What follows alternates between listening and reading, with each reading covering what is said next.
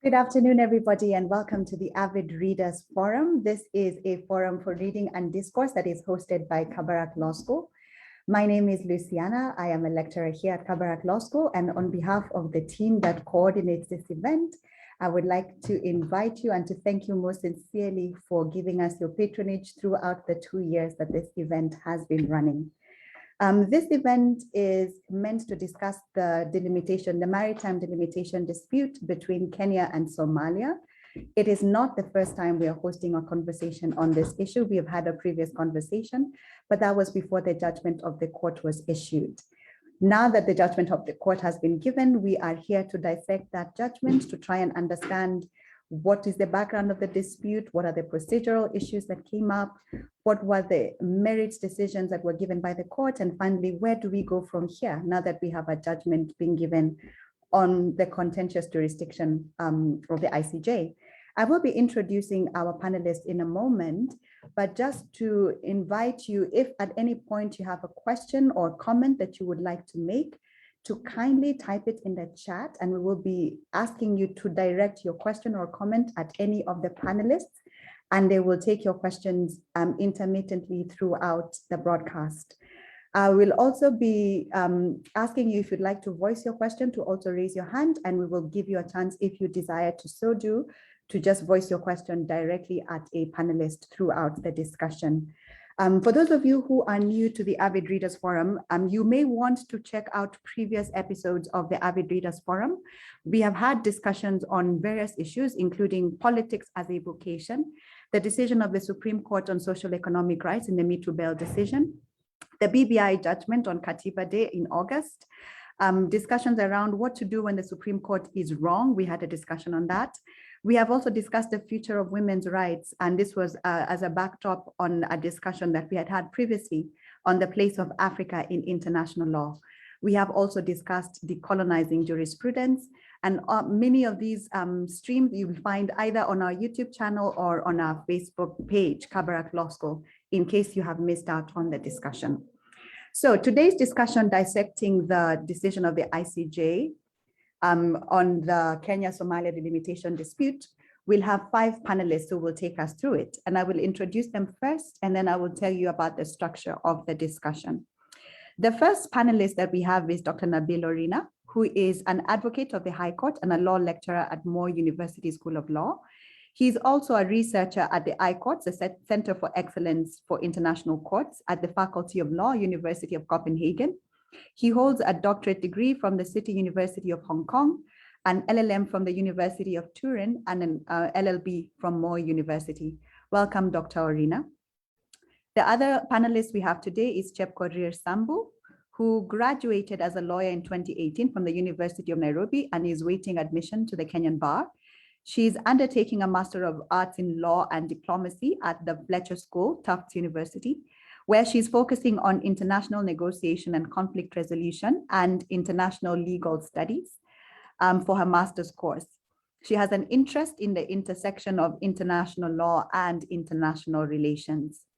Our third panelist is Owiso, who is a doctoral researcher in public international law at the University of Luxembourg and an incoming lecturer in public international law at the University of Groningen in the Netherlands.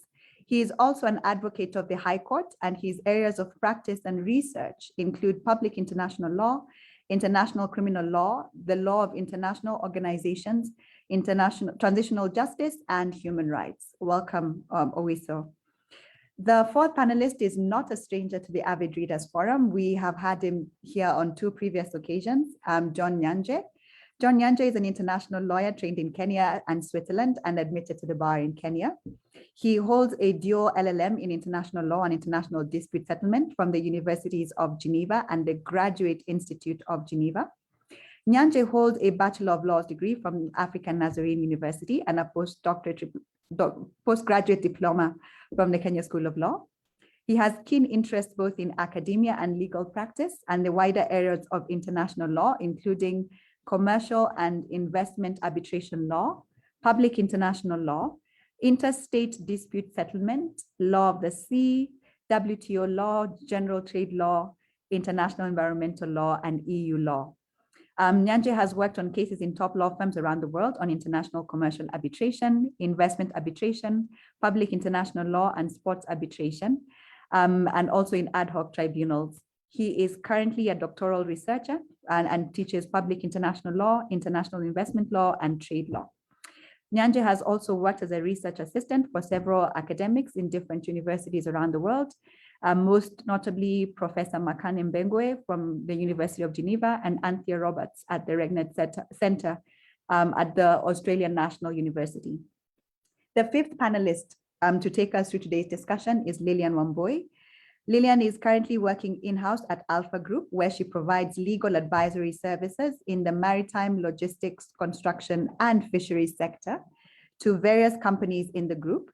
She is an advocate of the High Court and an alumnus of the University of Nairobi and the International Maritime Law Institute.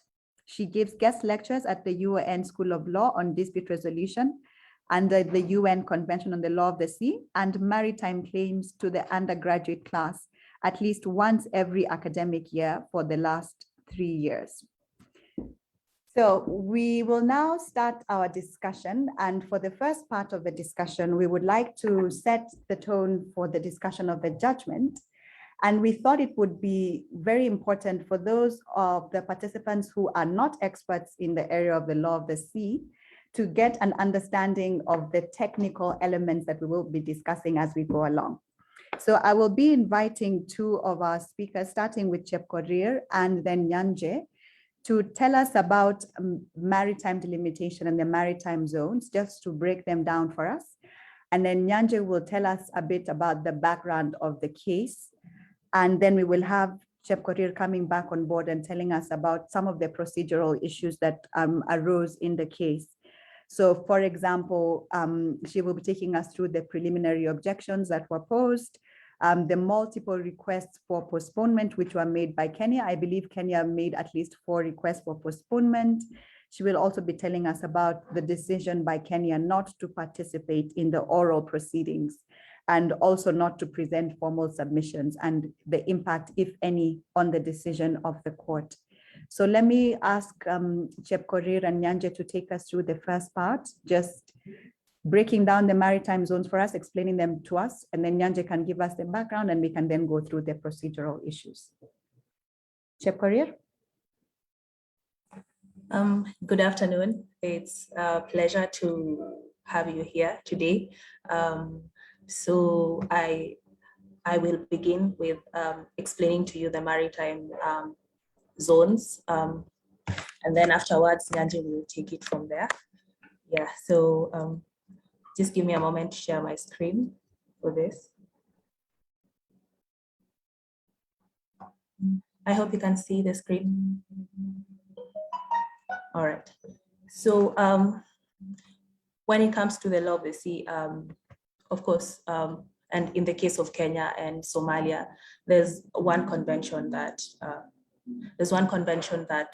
governs the law of the sea, right? It's the 1982 Convention of the Law of the Sea, which both Kenya and Somalia have ratified. And according to the UN Convention on the Law of the Sea, there are maritime zones that have been established to indicate the level of control of the sea for a particular state. So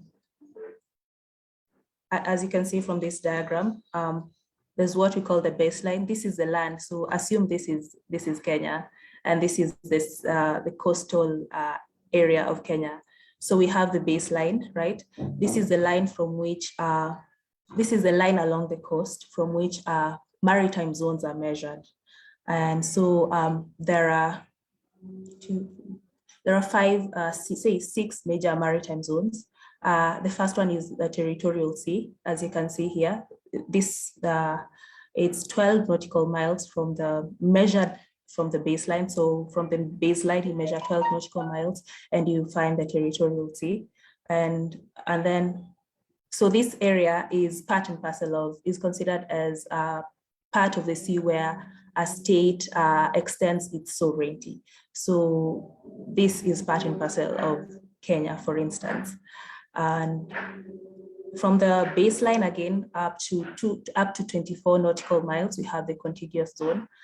This is a zone of law enforcement. So here a state enforces, prevents, and punishes infringement on, say, customs, immigration laws, and sanitary laws. And then from the baseline again up to 200 nautical miles, we have the exclusive economic zone, which I'm sure you have had a lot the past few weeks. So this is the area. This area is a part of the sea where a country has sovereign rights, does not necessarily have sovereignty over this part of the sea, but it has sovereign rights in respect of natural resources that are present here. So for instance, Kenya would have rights to harvest fish in this area. It would have jurisdiction to set up marine and scientific research around this area. So this area is exclusively for these purposes. And I think when the 1982 Law of the Sea Convention was being negotiated, Kenya was quite instrumental in pushing for the creation of the exclusive economic zone.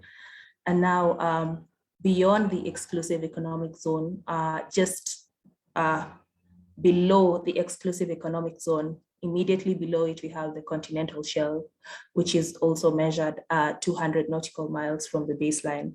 This area, I think you have also heard of in the past few weeks. It entails the seabed, and it is a part of the sea where natural resources like oil and gas reservoirs are found. So in this area, a state has rights to the natural resources found in the continental shelf. And according to the Law of the Sea Convention, again, it can extend its continental shelf by not more than 350 nautical miles from the baseline. And yes, then beyond that,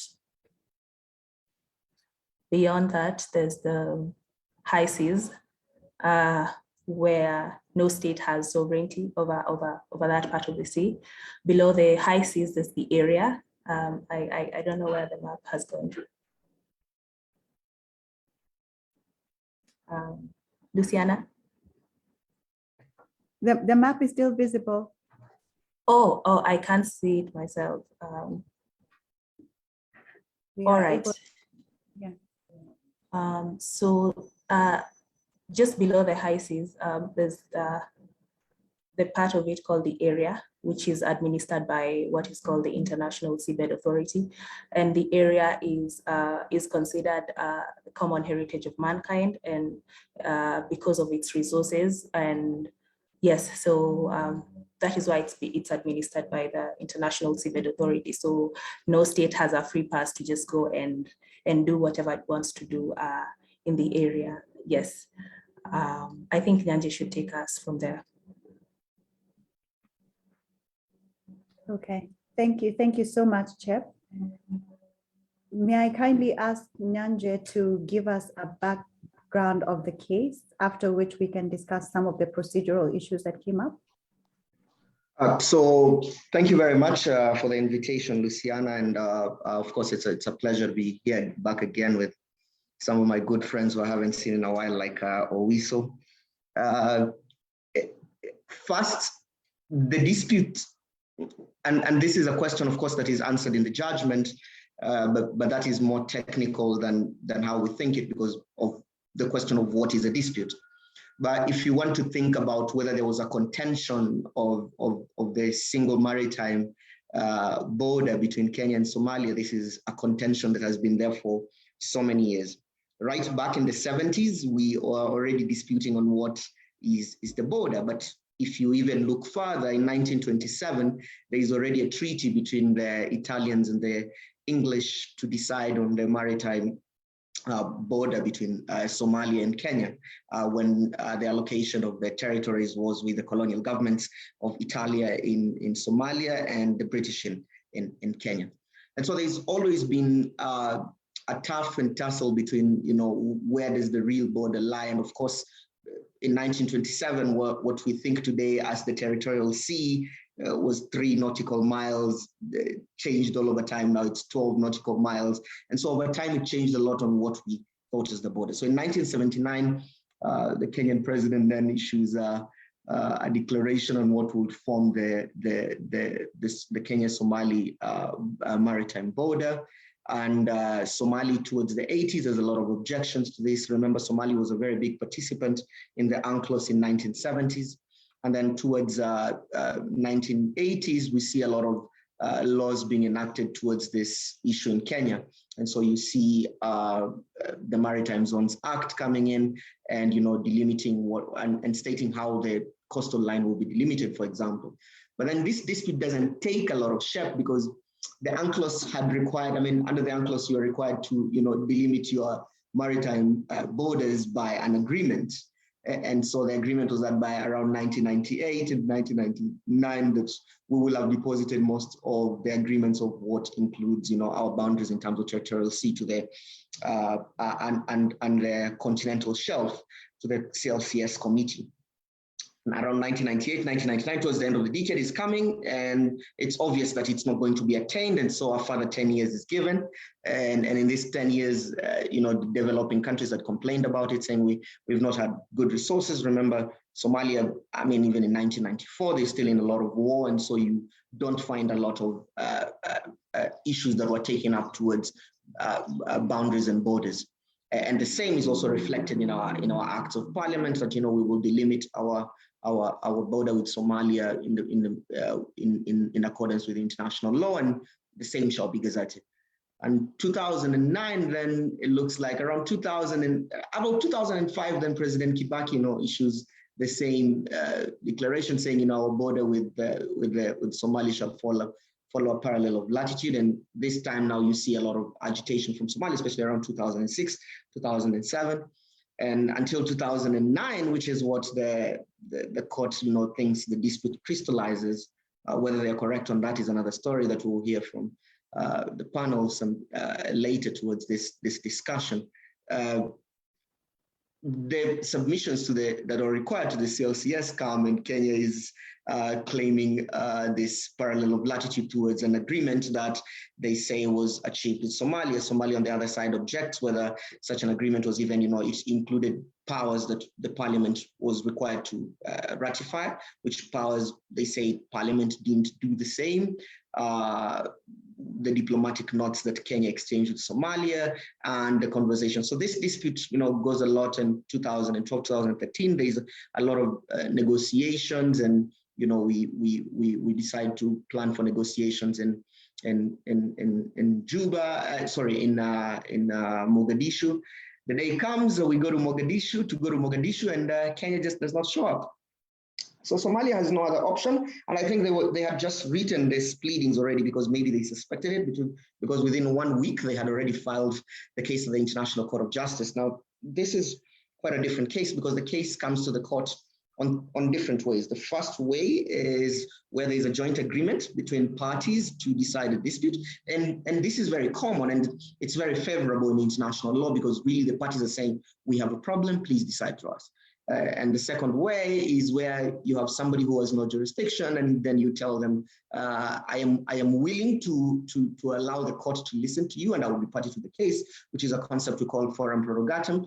Not much used. You only see it in the case of Djibouti v. France. And then the last one, which is this, but it's become very common, is what Boutros Ghali speaks about in 1972, that compulsory jurisdiction of the court will be the most important part in terms of solving disputes towards the 2000 decade. Is under this article 36.2, if you give out the declaration, you are essentially, giving away part of the sovereignty to be sued by a reciprocating state, that is a state that has also taken up the. So the case is brought in unilaterally. We had already signed the declaration in 1965, so we had a compulsory jurisdiction. We've never been sued, but yeah, it's our first case, and so Somalia moves to the court. And Somalia asks the court a very simple and straightforward question. Somalia says, there is no there is no maritime boundary between Kenya and Somalia. And we want you to determine the single maritime boundary, and key is single maritime boundary between Kenya and Somalia, including the exclusive economic zone, the continental shelf, and the continental shelf beyond the 200 nautical miles area. And of course, in their rejoinder and their pleadings, they of course add other issues like, holding Kenya liable for acts of breach of agreements and sovereignty acts, which is what they call them. And so Kenya puts up a preliminary objection.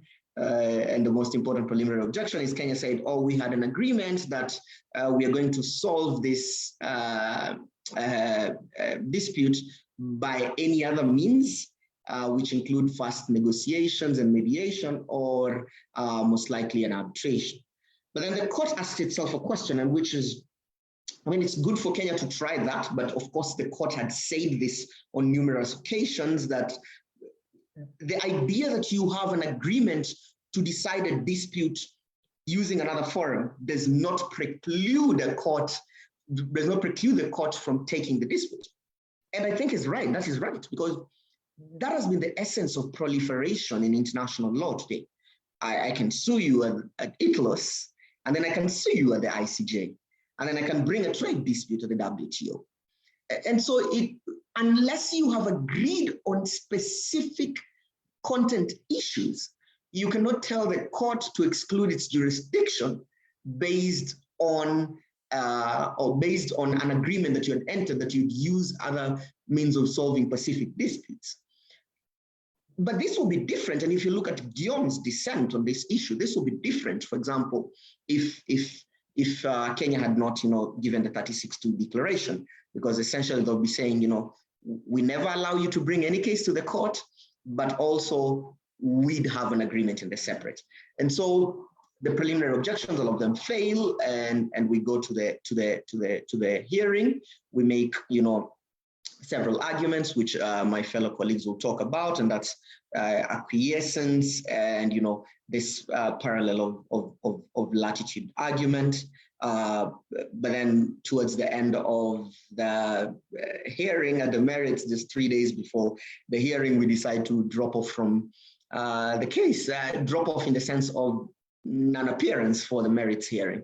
And this is surprising because you don't find this a lot in cases. In terms of somebody filing a lot of pleadings until the end day of the hearing going out. It happens, for example, in Marshall Islands, you see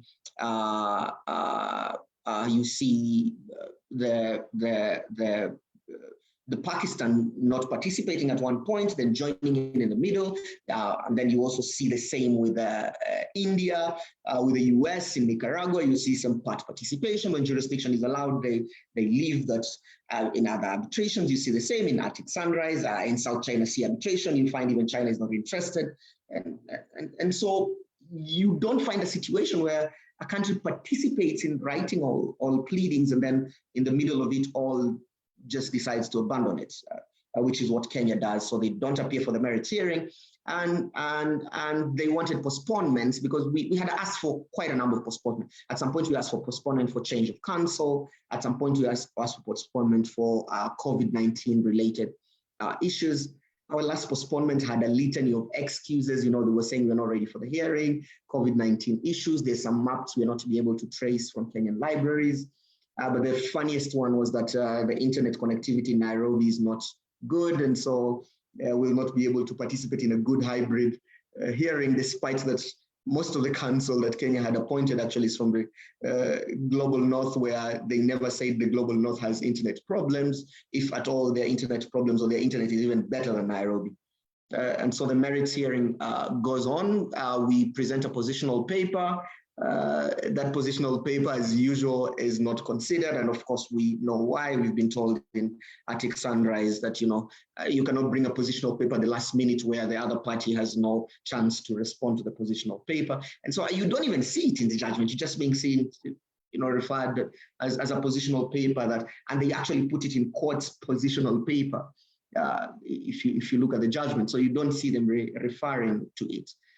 And so when the judgment is just about to be delivered, Kenya withdraws its declaration at Article 36(2) of the court statute, and that's not surprising because we've seen a trend of that happening in the past, especially with countries like United States. But then what now becomes the effect of that, and I guess that's part of what we'll be discussing here. And so this has just been the procedural history of this case.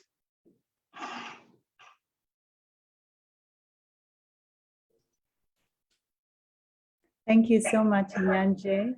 I don't know whether Chep would like to add anything concerning the procedural issues before we move on to the merits. Yeah, just a few. Well, Nyanje has talked about the history and the procedural issues and the postponement of the Kenya, But I think it's also useful to point to the non-legal aspects of the postponement. So Kenya was delaying the case as a way of trying to push Somalia to settle this out of court. And so I think this is evident from the fact that in December,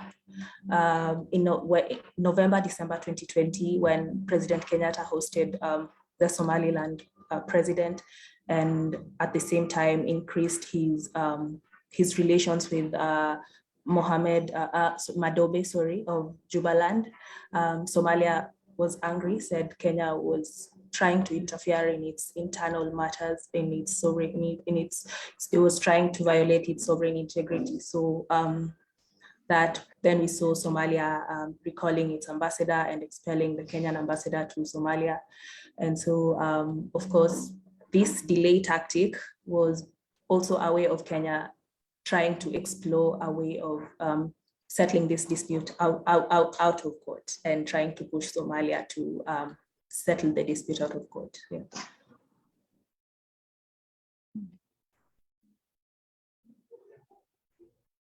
Thank you so much, Chep and Nyanje. I think for anybody who might be a stranger in Jerusalem who never heard of this dispute, now we are clear on what the dispute was, how long it's lasted. And that gives us then good fodder for going into a discussion on the merits of the decision. And I'd like to bring in for this part of the discussion, Dr. Orina, as well as Owiso. And I'd like them to tell us the dispute in particular concerning the proposals for delimitation. Somalia has one argument that we use equidistance as a principle for delimitation. Kenya is arguing that we should have parallel of latitude. What do those two mean? I'll bring in Wambui also to tell us a bit more about that. So the first thing that I'd like us to discuss is this argument by Kenya that there was already an agreed maritime boundary. Somalia saying there is no such agreement. Kenya saying even if there was no agreement, there was acquiescence by Somalia when we made our claims before the international community concerning this singular boundary. So I'd like Dr. Orina and Owiso to tell us a bit more about this dispute about an agreement versus acquiescence raised by Kenya. I'm hoping Wambui can tell us a bit more about each side's proposals for the delimitation. And then we'll discuss the methodology that was adopted by the courts. And I'm hoping both Owiso and Wambui can break down that methodology, the three-stage methodology that was broken down by the court. And then we'll have a discussion finally on the question of Somalia's claim that Kenya had violated its sovereignty and should pay reparations for those violations. So let me start with you, Orina and Owiso. Just tell us a bit more about this argument around an agreed maritime boundary. And even if there is no finding of an agreed maritime boundary, there is a boundary created by acquiescence. Thank you very much, Luciana, and thank you for putting together this forum and bringing all of us together. I'd like to start from the basis, or where the question of agreement arises from. Under the United Nations Convention on the Law of the Sea, which has been referred to by my colleagues here, maritime delimitation, whether it is the territorial sea under Article 15 or the exclusive economic zone under Article 74, is primarily by agreement. So states are led free to agree on delimiting their maritime zones. And failure to agree, then there are other mechanisms which are spelled out in the convention. For instance, under Article 15, then a median line is drawn unless there are any other special circumstances. And under Article 74, which we will talk more about today, is then a process which the court has adopted as its own three-part methodology process of ensuring that an equitable solution is reached. So when we talk about an agreement and basically the question of acquiescence, which was the core of Kenya's case, is that an agreement is usually a written agreement. So, but if a written agreement does not exist between opposite neighboring countries or adjacent countries, then there could be an agreement which is an unwritten agreement, which can be inferred by way of the conduct of these two states or two or more states. So if for instance one state has consistently conducted itself in a manner to suggest that a maritime territory belongs to it, and the other state has not objected to it, then over time, what arises is similar to what we have in contract law, that the other state is basically stopped from claiming that that territory belongs to it. So in this particular case, then the question of acquiescence that arose before the court is whether there was tacit recognition by Somalia of Kenya's unilateral activities in this particular region that would lead to a conclusion that Somalia had consented to Kenya's Kenya's claim to this particular region. And the court in this particular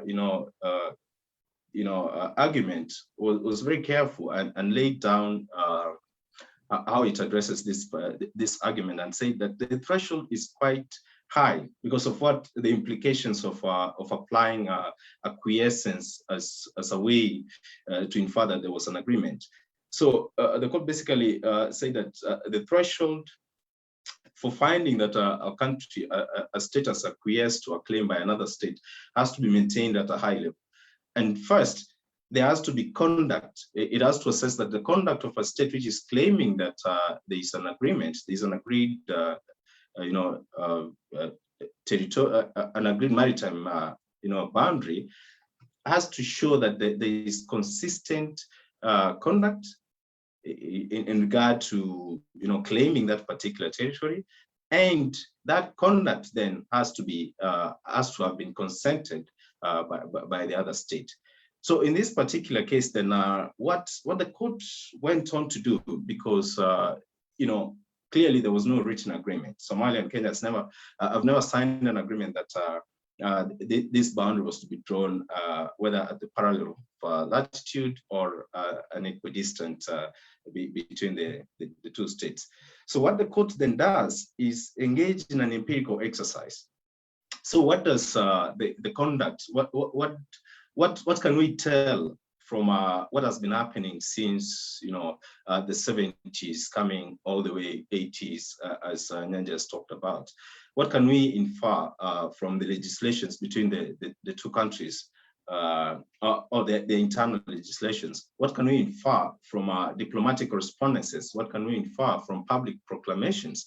So the court gets into this, and one of Kenya's claim, of course, it's fundamentally based on the 1979 proclamation by the president, who proclaimed that this boundary should follow the parallel of latitudes, which proclamation again was repeated in 2005.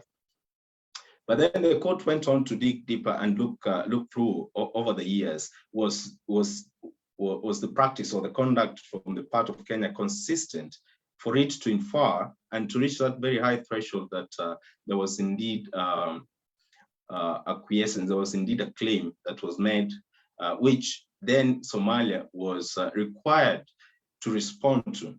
And basically here, the rule as laid and explained by the court is that if a country, if one state has demonstrated that over the years, there was consistent or there was a practice that showed that it laid claim to a particular territory, then the other party was then under a requirement to respond or to show that,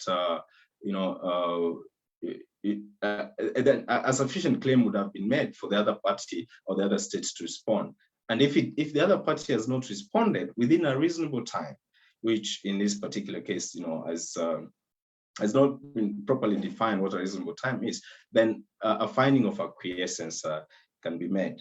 And the court was very clear that it has only done this in one case, that is the Peru and Chile case, where it made a finding that indeed, in regard to a part of the maritime territory under dispute had been agreed by the two states, that is up to 80 nautical miles, but then proceeded to delimit the remainder as per Article 74.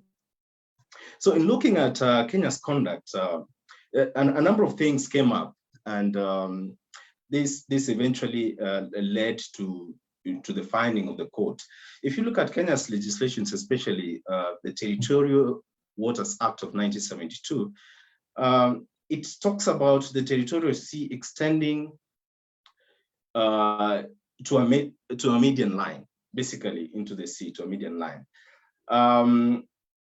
Although this act came before the proclamation of 1979, which proclaimed that the territorial sea as well as the exclusive economic zone would follow a parallel of latitudes, the position does not change on the part of Kenya. The law is not changed to reflect this sort of pronouncement in 1979. And then again, there was, they later looked at the Maritime Zones Act, which was another act basically domesticating the Convention on the Law of the Sea. In this particular act legislation, Kenya talks about its maritime boundaries between Somalia and Kenya and between Kenya and Tanzania. In regard to Kenya and Tanzania, it's very clear. It's spelled out that it follows a parallel of latitudes into the sea as properly defined, because the two countries, Kenya and Tanzania, had actually reached an agreement on this. However, in regard to the boundary to the north between Kenya and Somalia, it indicates that shall be as per a gazette notice in the future, which means then clearly Kenya does not claim in this act, does not claim a particular boundary, that a boundary exists in this particular act. So by looking at these legislations, then the court was concluding that indeed there is no practice that would show that there was consistency in claiming this particular boundary that had been proclaimed in 1979. But then it's a bit confusing because it is a rule of international law that maritime delimitation cannot be done unilaterally by a state. Of course, you can proclaim and you can exercise. You can your conduct can show that you've claimed a particular maritime territory. But then the court goes on to look at these legislations to say that Kenya has not reflected the conduct. Its proclamation is not reflected in its internal law. So there is no consistency in terms of claiming that Kenya indeed this maritime territory belonged to Kenya. It moves on to look at other activities, naval activities over a period of time, and finds that there is no consistency in the naval patrols, whether they followed the parallels of latitude or the equidistance line. It looks at also other arguments like fisheries, and finds that there is no consistent practice that showed that Kenya indeed within the period before a declaration of a dispute, because as Nyanje said, the court mentions 2009 as the date where officially a dispute has been declared between the two states. So it says that between 1979 and 2009, there was no clear, consistent practice in regard to exercise of fishing rights within this particular region.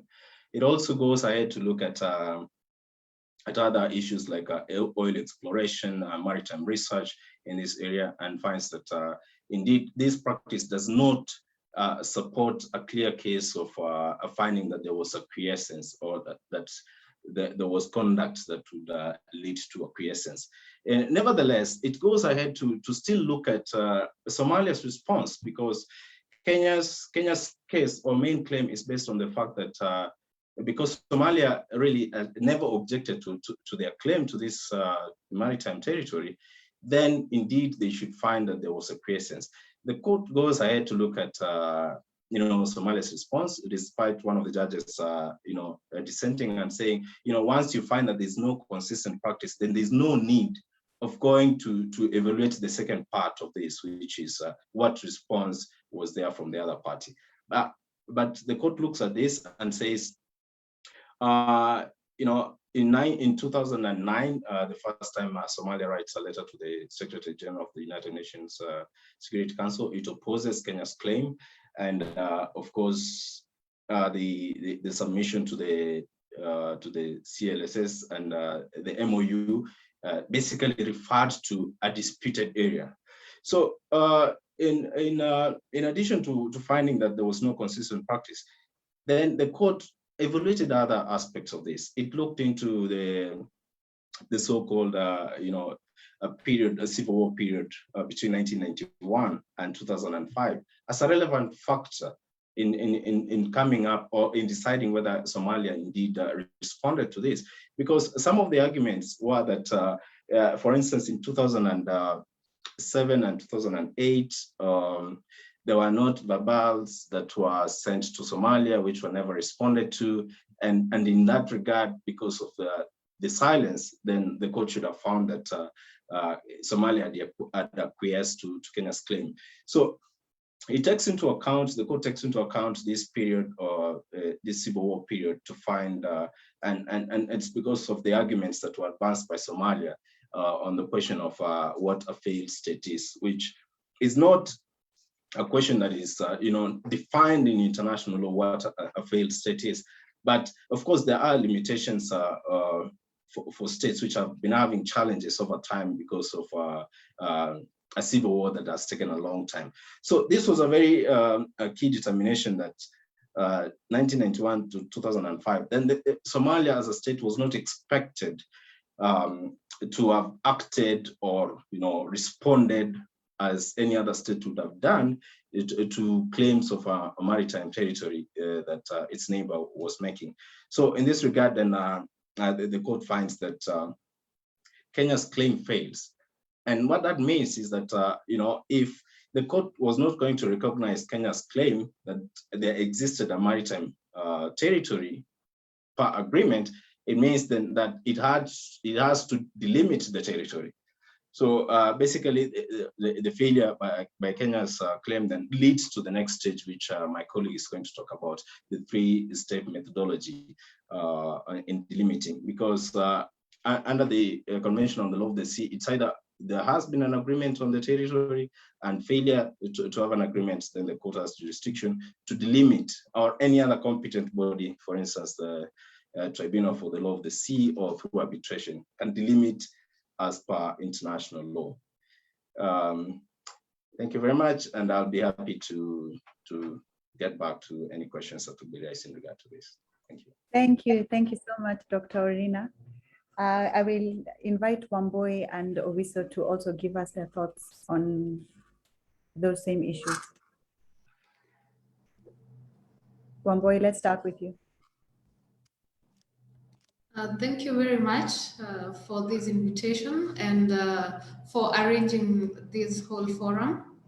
It comes at a very good time while the judgment is still hot and on the lips of most of us, at least those of us with interest in the maritime sector and the law of the sea, and all around the world for anyone with interest in the international law.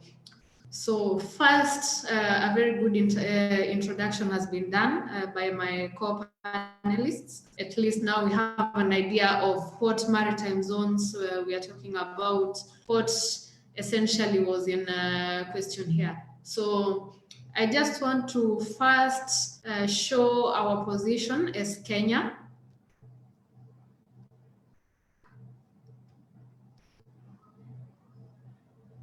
Okay, so we can see where Kenya is on the world map. So here we have Somalia. This is Somalia. Then we have Kenya. Then we have Tanzania. So our two neighbors, we have Somalia to the north and Tanzania to the south. So what exactly was in contention here? So as we can see on the blue line, this was what Somalia was claiming. So Somalia claims that the line should extend from somewhere around this area. So once the baselines are drawn, somewhere from around this area, the line should extend along a parallel of, along an equidistance line. So an equidistance line means that certain baselines are chosen, and then from those baselines, you apportion the area equally from a median line. So if the baselines are here, and so then the line is drawn to reflect the continual direction that the land boundary had. So in this case, this was the line, the blue line was the line that Somalia was proposing. And then Kenya was proposing that the boundary should go along the parallel of latitude. So this is the green line that was being proposed by Kenya. So this entire area here between the green line and the blue line, that's the area under contention. So now, both parties had the opportunity to make their representations before the court. Some chose not, Kenya chose not to make oral presentations, but they had already submitted all the evidence and everything else, that all the documentation, at least what they felt was useful for the court to consider the matter maybe in their favor or in whichever other way equitably. So in this part, I would like us to discuss what exactly is the law on this? How exactly is a boundary supposed to be delimited? I am sure that's the question most of the participants, especially those who have no background in delimitation and law of the sea, would be asking. So as Chep described at the start, there are 3 maritime zones that are required to be delimited. The first one is the territorial sea. That's up to from 0 nautical miles to 12 nautical miles from the baselines. And then there is the EEZ, or the economic zone. So that's from the baselines, that is at 0.0, I'll call it 0.0, up to 200 nautical miles. And then you have the continental shelf. So that one also is from 0.0 up to 200 nautical miles. And then depending on whether there are other entitlements and whether there is an extended continental shelf, then either of the countries can extend their entitlements up to at least 350 nautical miles. So this latter part is what has influenced both parties in making representations before the Commission on the delimitation of the continental sea shelf. So if now we can go now back to what the position of the law is, then by the end of it, we'll be able to know at least which party had higher chances, even at the start of it. whether those positions were supported by law, or and how exactly maritime boundaries should be delimited. So, as had been mentioned, there are 3 specific articles of the United Nations Convention on the Law of the Sea that deal with delimitation of maritime boundaries. So the first zone that is delimited is the territorial sea, the one that's from point 0 up to 12 nautical miles. So Article 15 deals with this, and it is very specific that the territorial sea shall be delimited by using the equidistance method, that is by drawing a median line extending from the land border. Then from there, the rest of the area, which is now Article 74 governing the EEZ and Article 83 for the continental shelf, do not prescribe a specific method for delimitation of those areas. Instead, they provide that the parties shall sit and agree on where the boundary should be. So what happens if the parties do not agree? In such a case, and that's what happened in the case of Kenya and Somalia and a number of other countries like the Ivory Coast and Ghana, Guinea and Guinea-Bissau, in the Bay of Bengal, the parties thereafter now resort to either going to one of the institutions that are provided for in Chapter 15 of UNCLOS. So in the case of Kenya and Somalia, they resorted to the International Court of Justice.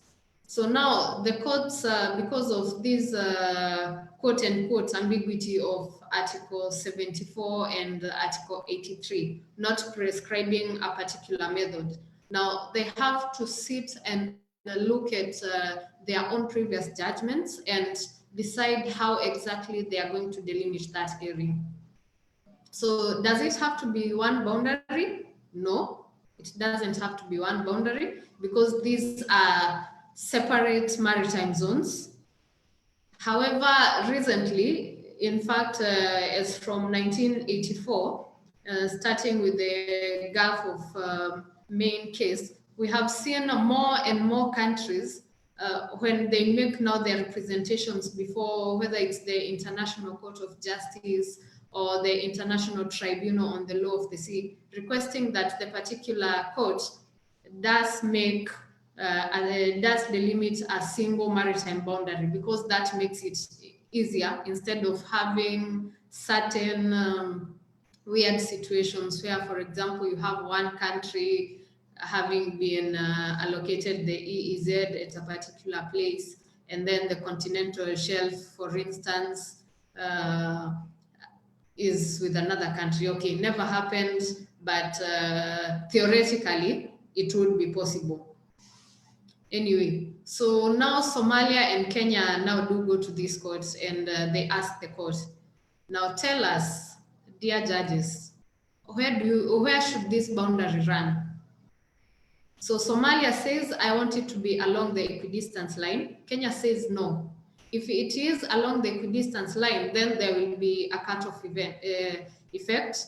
I will not be able to exercise my full entitlement to this. So now the court sits and looks at previous judgments made by it and other courts and comes up with something that they think will at least be representative of what the boundary should look like. So now the final boundary is, just a minute.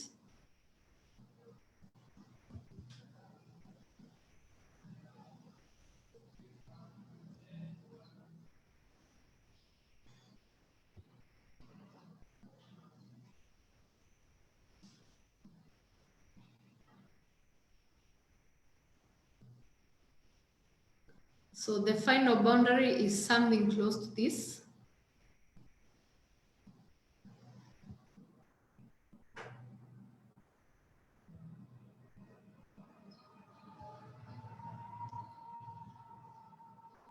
So as you can see here, coming from here, you have the up to point A, that's the boundary on the territorial sea. And then now between point A and B, that's how the court delimited the EEZ and the continental shelf up to 200 nautical miles.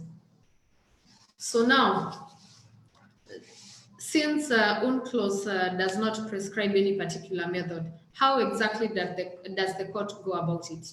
So this is where, for those who have read the judgment or at least heard something about it in the media, this is where they refer to a three-stage process.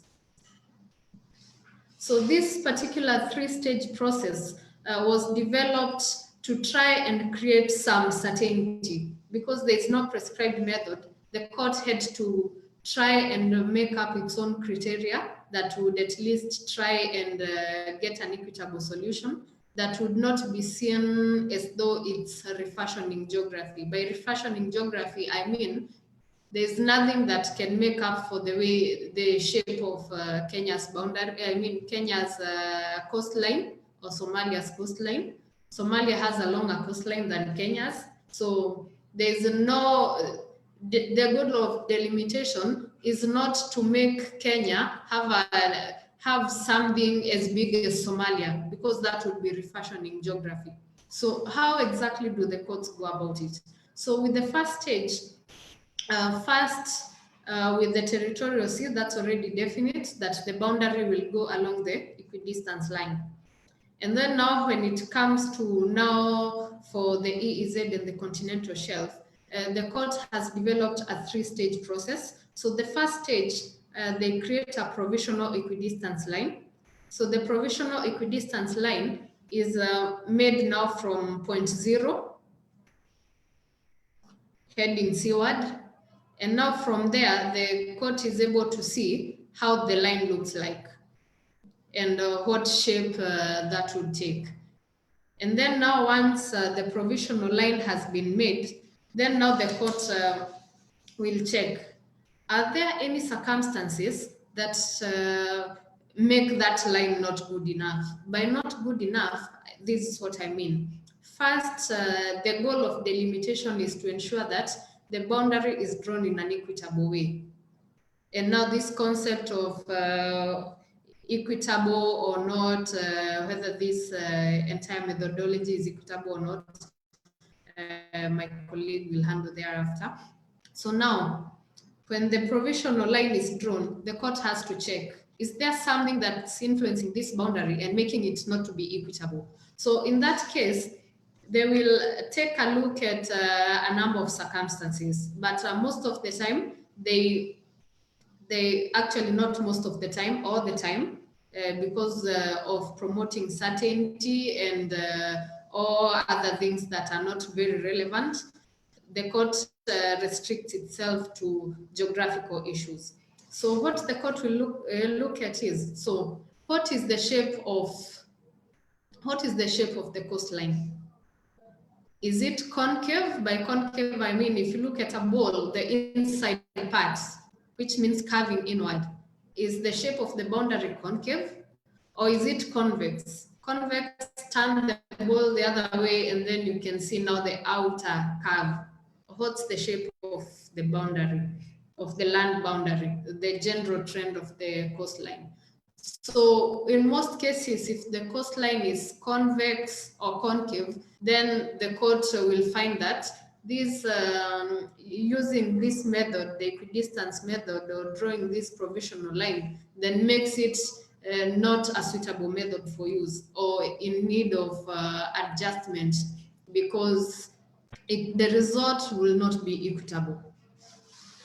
Okay, the court will also look at, for instance, are there any islands around that area? So suppose there was an island somewhere here or somewhere here, then such an island would have the effect of distorting the shape of this equidistance line, and therefore there would be need to adjust it so that at least the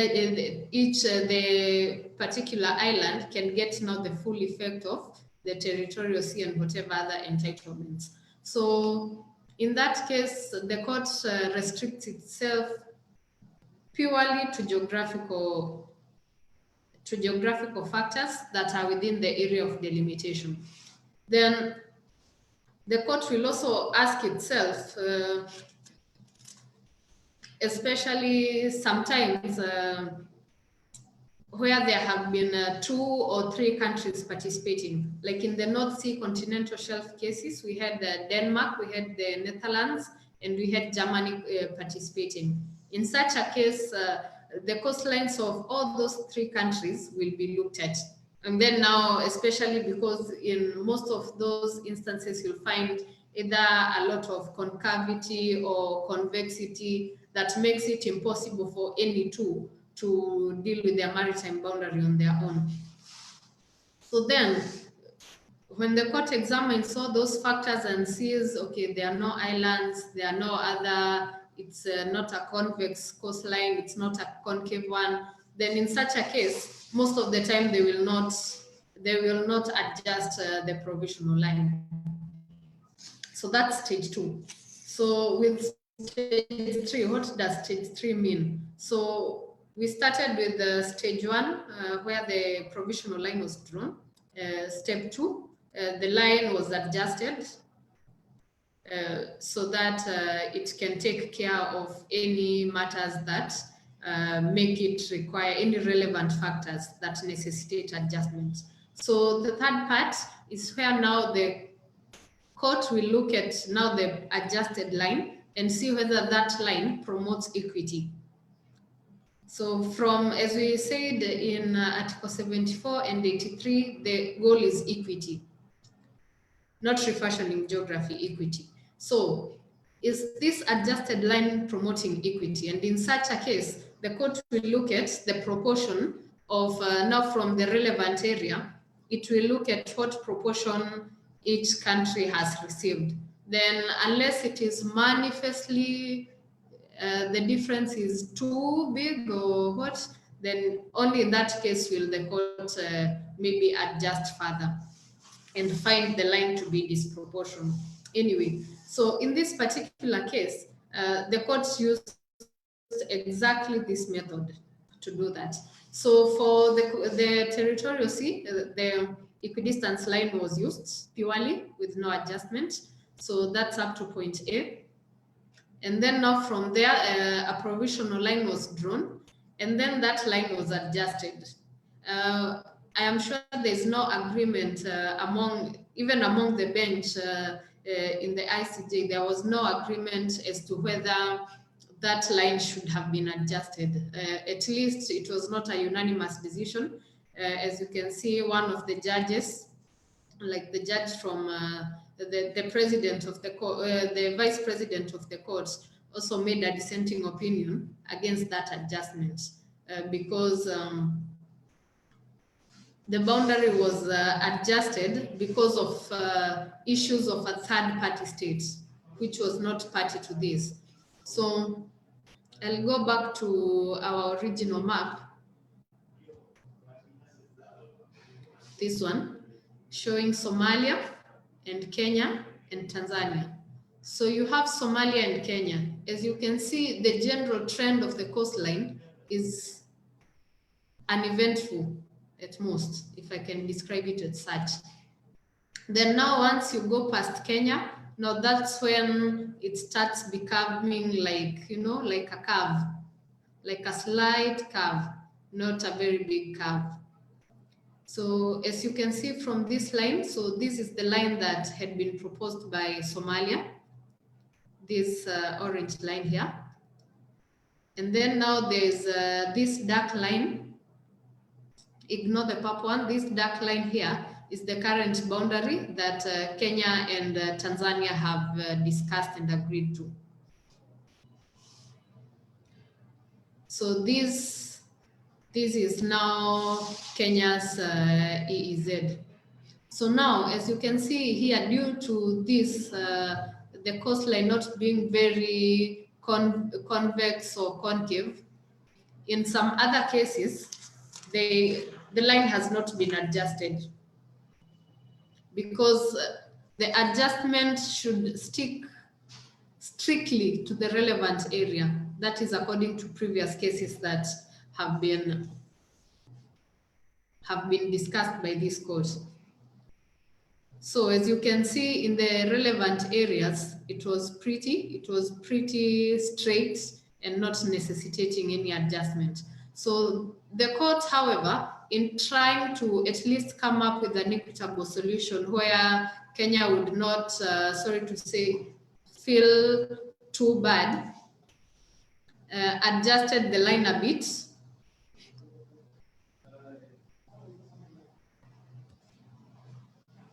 And then now, that's how now we got to this final boundary here. So whether the line should have been adjusted or not, I think that's a matter that different scholars will have different opinions on. Whether this is the right methodology, it's yes and no. Yes, because the court needs to have some sort of predictability. Parties need at least to have an idea. If I go to court, to the ICJ, or I go to ITLOS, how are they likely to delimit the boundary? So it creates some sort of certainty in a way that the court is not operating with a blank check where they can create any shape or any kind of boundary they can create. At least the three-stage method has brought that predictability to the system. So much that when Somalia went to court, they were very confident of their position, that the law says this is what it is, this is what it should be. Now, going forward, this judgment, of course, will teach us quite a lot of things. First, there will be a lot of effects, especially due to this methodology chosen by the court. Since Kenya had already allocated some oil blocks around this area, part of which now will be part of the Somali area. Secondly, as you can see in this area, there is an island not very far from the border.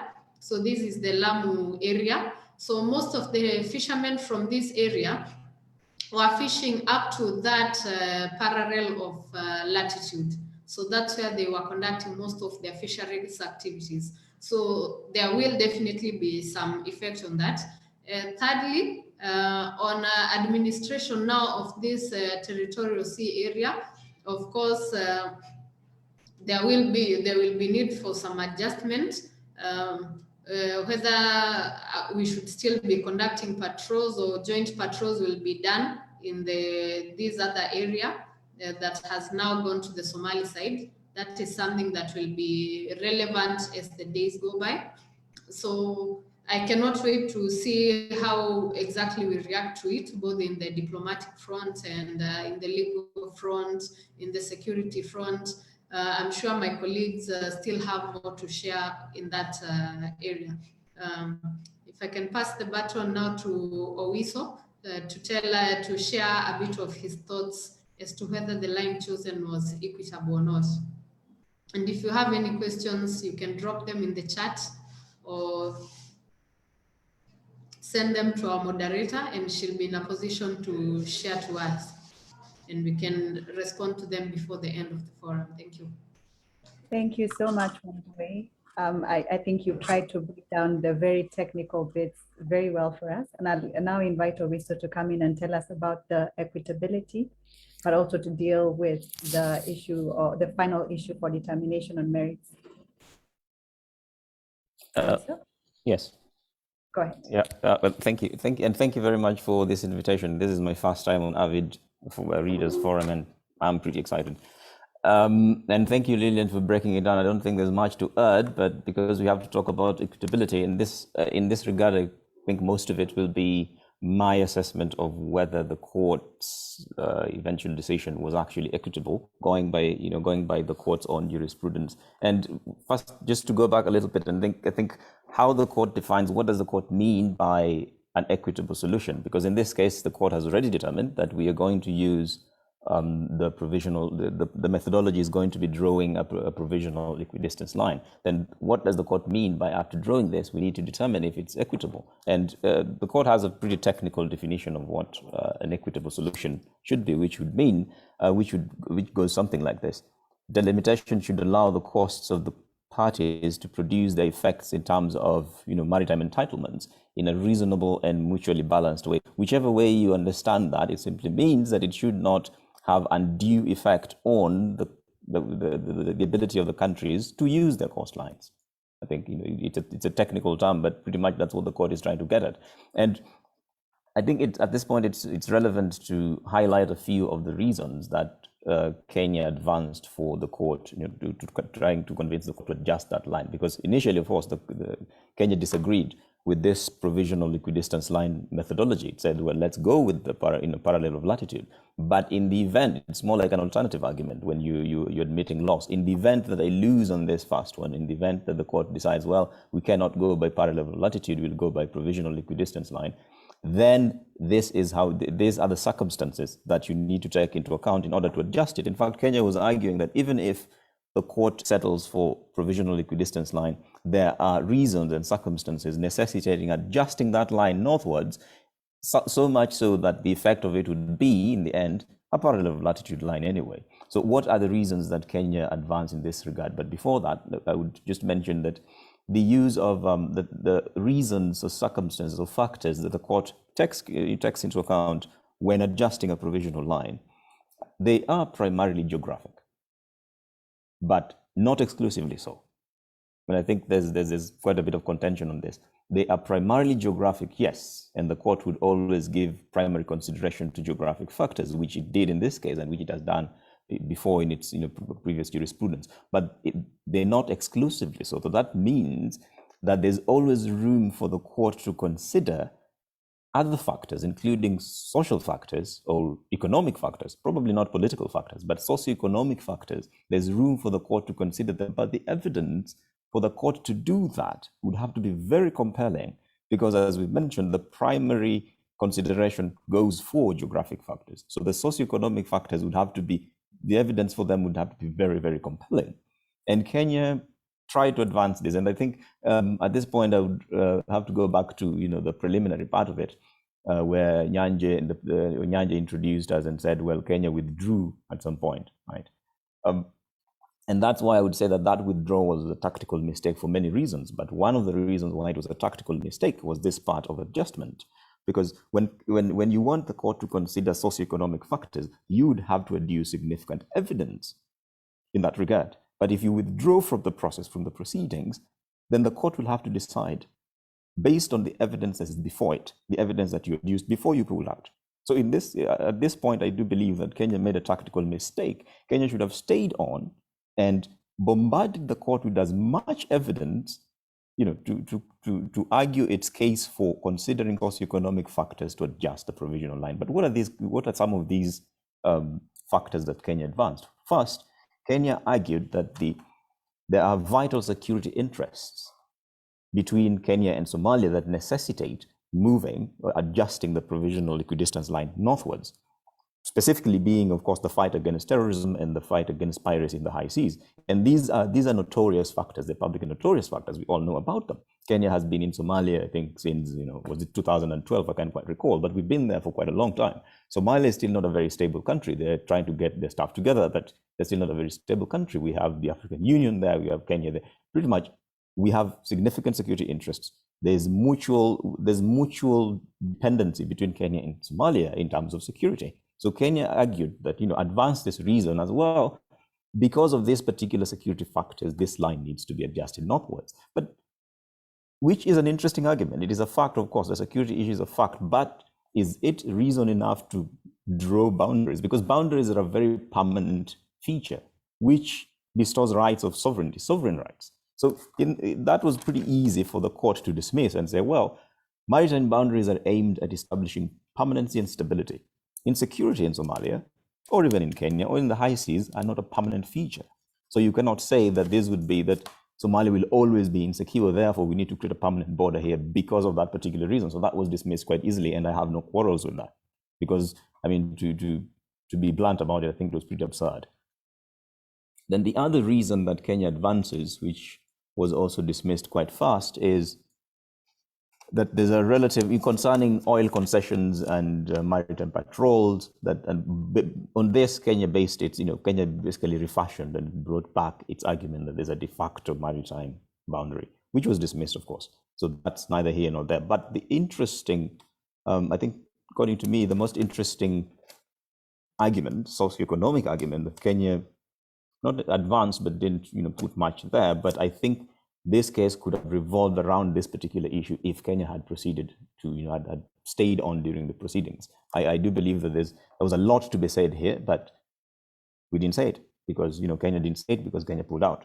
That was Kenya argued that there's something about economic interests, socio-economic interests on. I'm trying to look to get the exact wording. Okay. The unadjusted line would have devastating repercussions for the livelihoods and economic well-being of Kenyans, especially those who depend on that particular area for their socio-economic activities, fishing and what have you. That if we do not adjust this line, we will significantly disrupt the socio-economic lives of these people and have a significant impact on Kenya's economy.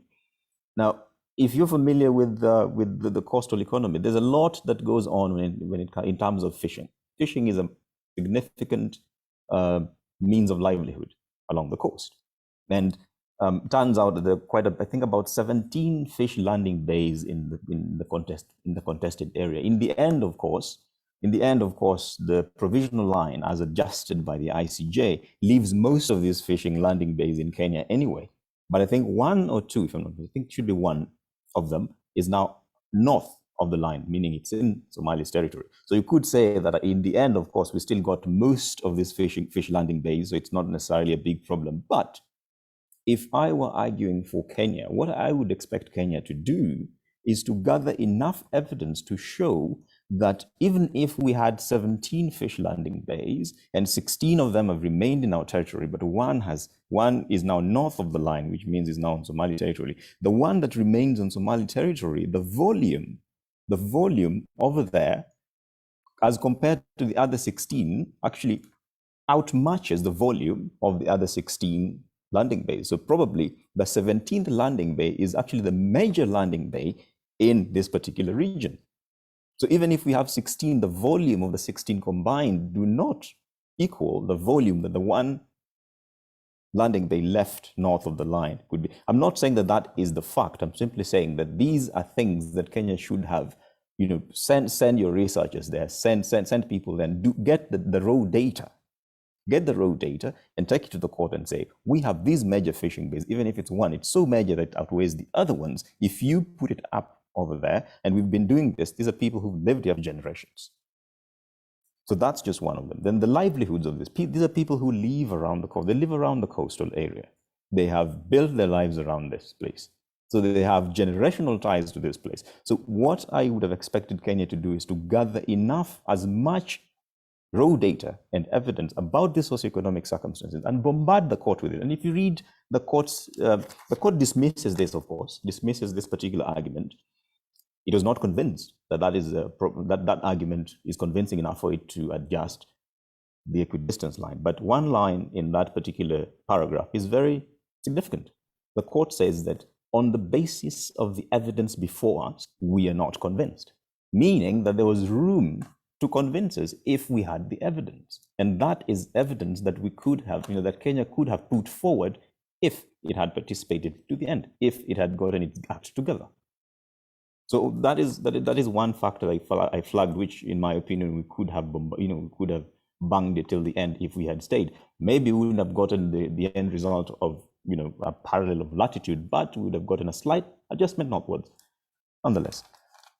So, but then in the end, of course, the court was only convinced by one argument, as Lilian noted, which is expressly geographic, but this also, there's a lot of contention around it, because Kenya, the court said, well, this is going to cause a significant, if we leave the equidistance line unadjusted, it's going to cause a significant cut-off of Kenya's coastline, which is a fact or was a fact. But why would that cutoff effect, why would this be the effect in the end? In reality, you cannot determine how much of a cutoff is going to be if you do not consider how the entirety of Kenya's coastline looks like. And that would mean you look at how far south does it go? And that means you'll have to look at Kenya's maritime boundary with Tanzania. And in the court's jurisprudence, and this is where the contention comes in the court's jurisprudence, and I think this is just basic international law 101, and I think it also goes back to normal contract law, a third party that is not party to a dispute should not be affected by the result of that particular dispute. So Tanzania was not party to this dispute. So Tanzania's border should ideally not be a relevant factor in delimiting Kenya's boundary with Somalia. So the court tries to go around this, basically tries to do a little dance around this particular issue by saying, well, we're not exactly considering Kenya's agreement with Tanzania, its southern boundary with Tanzania, its maritime boundary with Tanzania, but we're looking at this in the general, the general geographic context of the region. So it simply using different words to say the same thing, because if you use the direct line of, yes, we have to consider its border with Tanzania, that would not be legally sound in international law, because you'd be drawing in Tanzania, which is a third party, not party to this particular dispute. So instead, the court says, well, we're not necessarily looking at Tanzania's border, but we're looking at the general geographic context. And then in the end, it ends up looking at Tanzania's border with Kenya. And there's quite a few, there's some dissent, and I think the most interesting one was by Judge Abdul Kawi, who said, well, you're simply trying to refashion geography. But I also do get the court's dilemma here, because it had to give, in the end, I think the court had to give Kenya something. It's like, you get a little bit, you asked for more, but you get a little bit. But then the basis for giving you that little bit, I do believe it's a bit shaky. But in doing so, because at the end of this three-stage methodology, the court has to determine whether its result does, to ensure that that result does not cause any disproportionality. In that case, it does not unduly disadvantage Somalia in this case. In my opinion of it is the end result does not necessarily unduly disadvantage Somalia, because in the end, most of the resources in this area remain on Somalia's side. So even if the court considered the so-called general geographic context, which is Kenya's border with Tanzania, to adjust this line, in the end, I do not see any significant disadvantage that results to Somalia as a result of the court considering, quote unquote, Tanzania's boundary with Kenya. The legality of that being a little wishy-washy as is, but the end result is the proportionality test. The court says it passes, and I do agree that it passes because it doesn't cause any significant disadvantage to Somalia in the end. In any case, Somalia ends up with not exactly what it asked for, not entirely what it asked for, but pretty much a good chunk of what it asked for. So that is, at the end of it, that proportionality test to me passes. The equitable test, I do believe that that it in the end it's quite equitable. If you look at the general circumstance, do I believe that Kenya could have made a better case for adjusting the equidistance line northwards, farther north, farther than the court did? Yes, absolutely. So that was a missed opportunity. In my opinion, it was a missed opportunity. So yeah, I think suppose that's all I can add to this. I'll come back later on some other things. Thank you.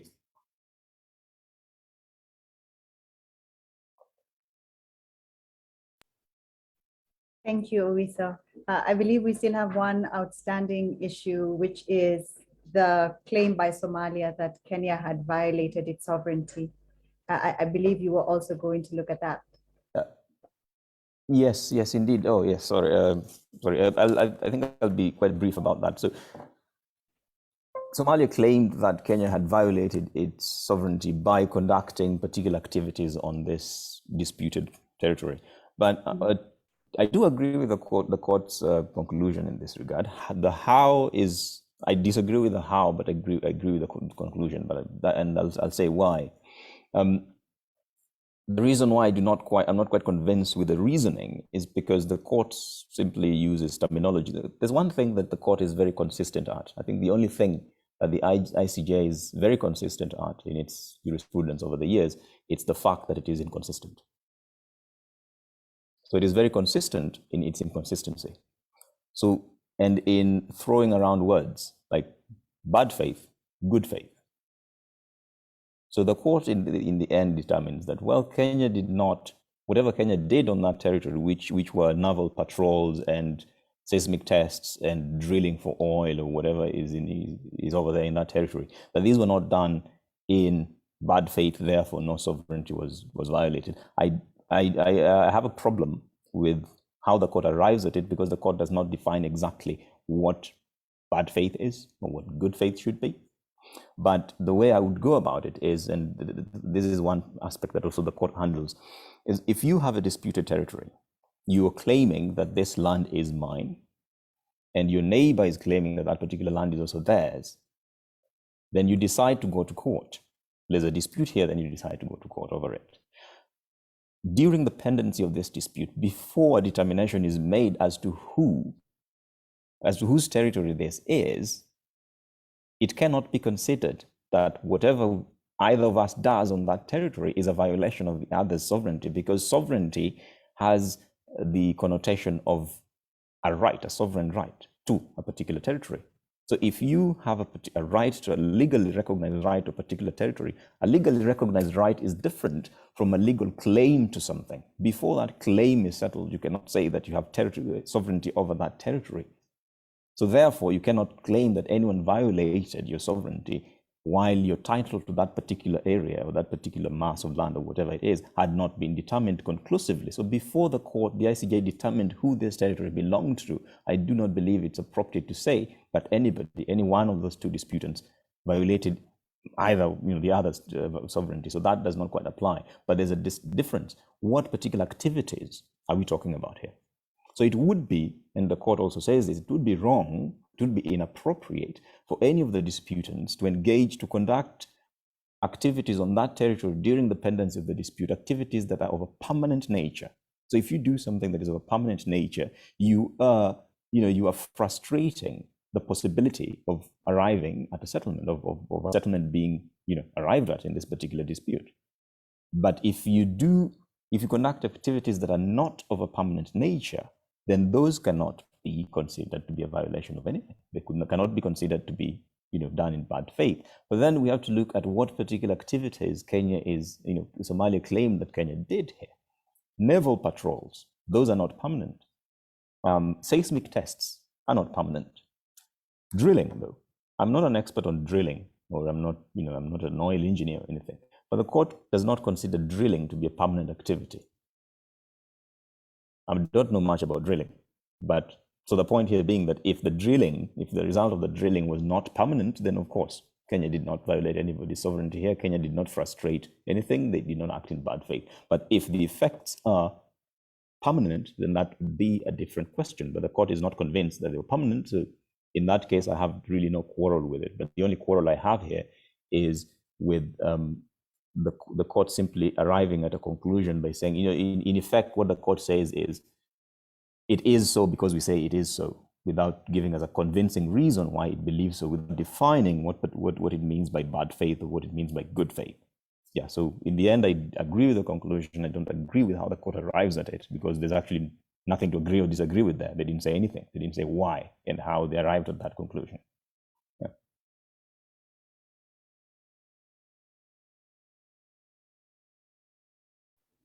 Thank you so much, Owiso. I see there's quite a bit of chatter that's going on, and I'd like to just pose a couple of questions to all the panelists who've spoken so far. I'll start with a question by my colleague Harrison Bori, who has also spoken on this platform before.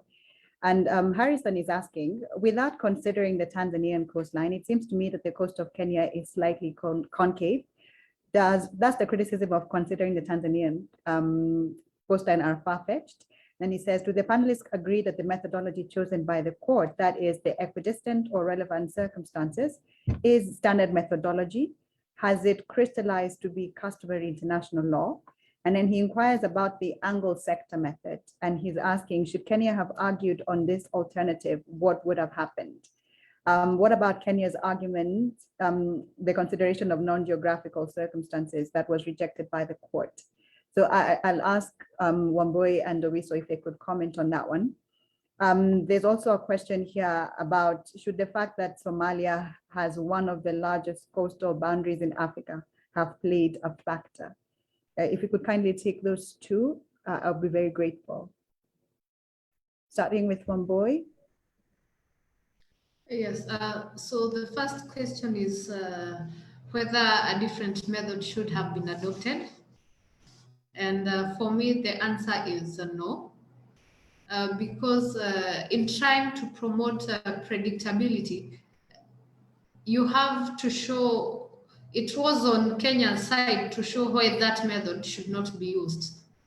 So first, we did not give any compelling evidence as to why that method should not be used. We did not even propose any alternative methods of delimiting this boundary. Our main argument was no, it should just go easterly along the parallel of latitude. Did we say why it should go there? No. We just said it should go that way because it's more equitable that way, but offering no alternatives, offering no scientific evidence to show, or even socio-economic evidence to show why the boundary should run otherwise. Then the question whether this now particular methodology, this three-stage process has become customary international law, my answer to that would be no.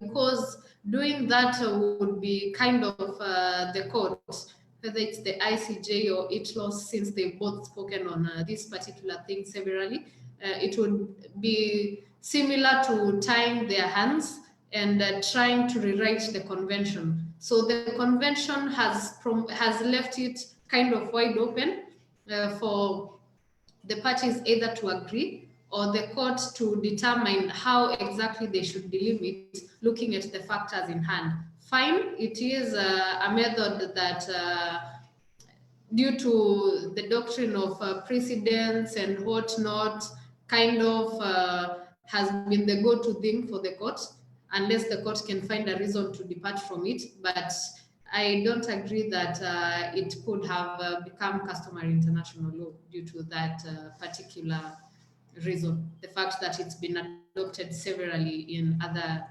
disputes.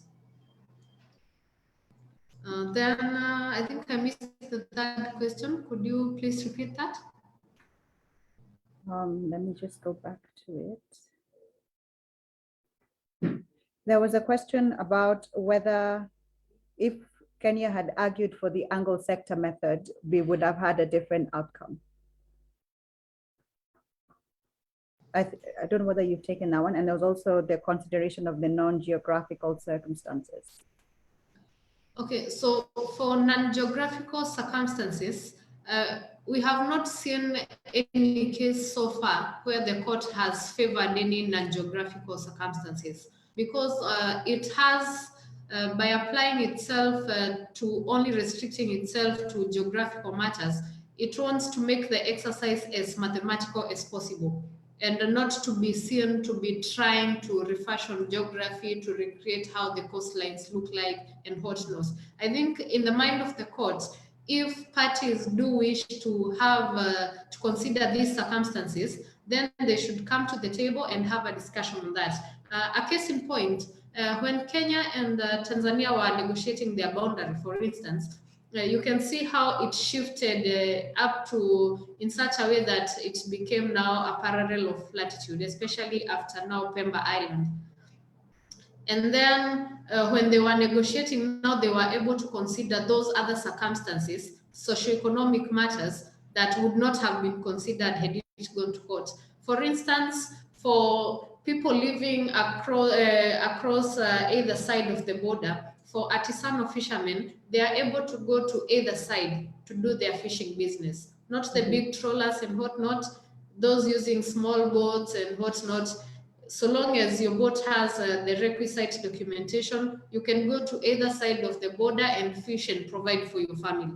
But now, as you see the case with Kenya, because we did not have that opportunity, or we did not take that opportunity to discuss with our neighbors and agree on something that could have fit all the circumstances that we had at hand. That's why we find ourselves in this situation where today a fisherman from Lamu could go up to a certain area to do their fishing business.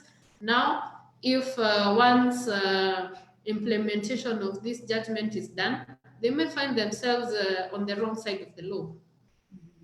So now we still have an opportunity. We can still go back and now have post-judgment agreements with Somalia, how to deal with the small people around there, how to negotiate in case, for instance, we start commercial oil exploration, and there are some oil wells that fall either side of the boundary line. And of course, if you are doing activities on one side of the line, of course, it will affect the resources on the other side. So how do we deal with that? Can we jointly manage that? We still have an opportunity, because if we don't deal with it now, or at least any time in the future, it can lead to further conflict.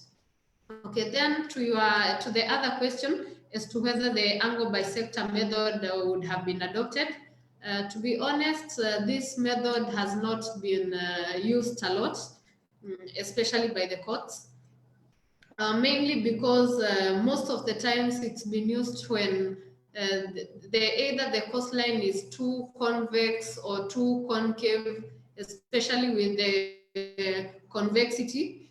That's when it's been used mainly, so that it can at least try to bring some equity. But when you have a coastline that is fairly uneventful like ours, you find that the courts will just prefer to go to the three-stage methodology.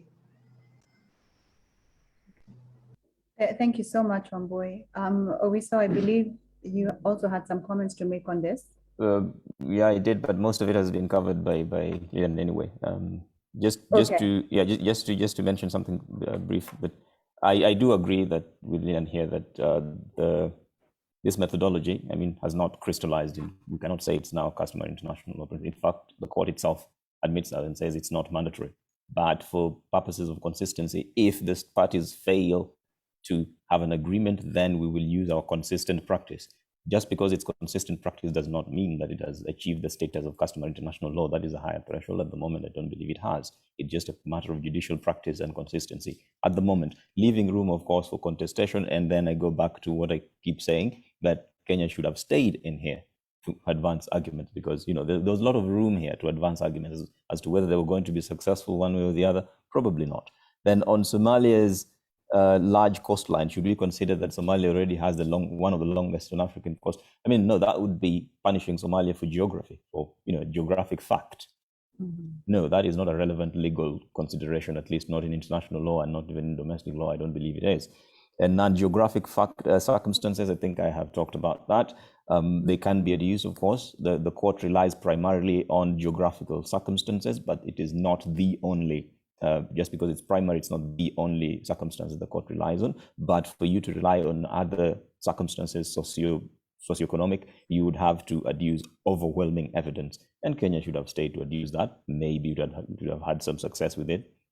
But of course, the tragedy here is we will never know, because Kenya pulled out. I hear you. Thank you so much, Owiso. I'd like to bring back Dr. Orina. There is a question here that has been posed concerning this question of acquiescence. Swale Hamed is asking, the court applied the two concepts of acquiescence and tacit recognition in conjunction and without distinction. While both concepts describe the inference of consent to a legal claim from a certain conduct, they differ as to the required conduct. Acquiescence is based on inaction where action was called for, while tacit recognition is generally understood as positive action. Do you think it's unlikely that the mere absence of protest without any positive conduct indicating acceptance will suffice in future cases to prove acceptance of a certain maritime or territorial delimitation? Dr. Orina? Thank you very much for that question. I think it's really a very important question, especially in regard to jurisprudence on this question. The quick answer to that is that I don't see this, in the future, the failure or the lack of contest, giving way to acquiescence. Because if you look at the practice of the court, it seems that the court has moved from, absence of protest as a way of acquiescence, in the earlier cases like Cambodia versus Thailand, to more requiring that other than proving that there was absence of consent, then you need to show that there was tacit recognition as well. And the court in this particular case, in the Somalia-Kenya case, in paragraph 52, makes it clear that what it's trying to do is create a very high threshold, basically trying to tell states that a question of delimiting a boundary, which will be a permanent thing, the stakes are too high to leave it to a mere, absence of protest in regard to this claim by one state. So going forward, I see a situation where, states will not the state in question will not only be, required not to have raised any protests, but will, the state claiming will be required to show some positive, steps towards recognition of a claim by the other state. So it's going to be harder and harder to prove acquiescence. And as the court said, acquiescence has only succeeded in one case before, that is the Peru versus Chile case, which is still, very criticized in regard to the application of this rule. So going forward, it's likely to be even tougher than it was in the Kenyan case. And just to add a bit in regard to the Kenyan case, even the way the court interpreted the domestic law, the Kenyan domestic law, was in a way to it was in a very restrictive way, which could only lead to one conclusion, that there was no acquiescence. For instance, if you look at the Somalian maritime law, I don't remember the year of the law, which talks about a straight line into the sea, and also mentions maps which were not attached, which were claimed to have been lost during the Civil War. Kenya says that Somalia's straight line to the sea in its internal law meant the parallels of latitude line, and Somalia claimed, in Somalia, that is equivalent to an equidistant line. So, so the court was, would have easily accepted Somalia's position rather than accept Kenya's claim. Even though, if we look at, for instance, our Maritime Zones Act, does not specifically, say that Kenya's territory will be equidistant. It refers to a future, gazettement of this maritime territory between Somalia and Kenya. That in itself does not mean that Kenya had abandoned what it had claimed. Because, if you go back to the question of when does this maritime boundary crystallize, when it has been claimed through acquiescence, is it 1980 after it was proclaimed in 1979? Is it 10 years later? What is a reasonable period? And you're saying that a law that was enacted in 1989 or 1985 did not make reference to this. Perhaps what Kenya was doing is to avoid a unilateral declaration in its law of a boundary and waiting, trying to see whether being a diplomatic and see whether Somalia would have agreed to its position in regard to this. But then that worked against Kenya. Just to chip in a bit on what Oiso and my other colleague talked about in regard to consideration of other factors, for instance, economic factors in delimitation or in reaching an equitable result. It's actually astonishing that the EEZ, which is about economic activities, the court would not take into consideration economic activities as a factor to ensure an equitable result is achieved. So to me, it seems that the court is more keen to ensure that it has reached a consistent approach, despite the fact that applying the three-step methodology to any case would lead to an absurd result. So it's more more concerned with the fact that it doesn't want to be seen to depart from what it had stated before, But then inside its assessment of this three-step methodology, there are a number of inconsistencies therein. For instance, the question of the adjustment and whether this there was concavity that would necessitate this adjustment. Of course, it has been criticized that it considered a third state, and I've seen a question that has been asked there, Tanzania, in looking at this concavity. But then this is a court which wants to give something to Kenya, but does not find it within its three-step methodology. It knows that Kenya deserves something. It knows that this is not an equitable, outcome, but then it does not know how to give something to Kenya without looking like it's inconsistent in its practice. So, and then it ends up, doing this slight adjustment because of, considering the Tanzanian geographical, geography in regard to Pemba. So I think the best thing would have been then, and that is why, looking at this whole question of whether this three-step methodology is the appropriate way, or it has gained any sort of recognition, customary international law recognition. And I agree with Lillian in regard to that. I think the only way for states really, and Kenya missed this opportunity, is the negotiation before even going to court. Because in the negotiation is where Kenya would have, Kenya and Somalia would have sat down and agreed. I mean, how many blocks are we talking about in regard to oil? How many, landing points for fisheries are we talking about? And then how can we ensure that there is an equitable, a distribution of this? But then if you give this power to the court, and I think, it's, trusting organs like judiciaries or courts to deliver certain types of justices. It's impossible to expect that from an institution way removed from circumstances affecting the two states, but only keen to maintain a particular approach to solving disputes. So I think the best way for states like Kenya and Somalia, and the missed opportunity here, was the negotiations that would have happened before that. I don't know who was responsible for probably not sitting down to look at what is at stake and dividing it, but we missed that chance before we went to the court. Thank you. Thank you. Thank you so much, Dr. Orina. I'll take questions from the chat in a moment, but there's a last part of the discussion that I'd like us to have before we take the remainder of the questions from the chat. And this is around the manner in which the case was conducted outside of the courts. So some of the non-litigation issues that arose.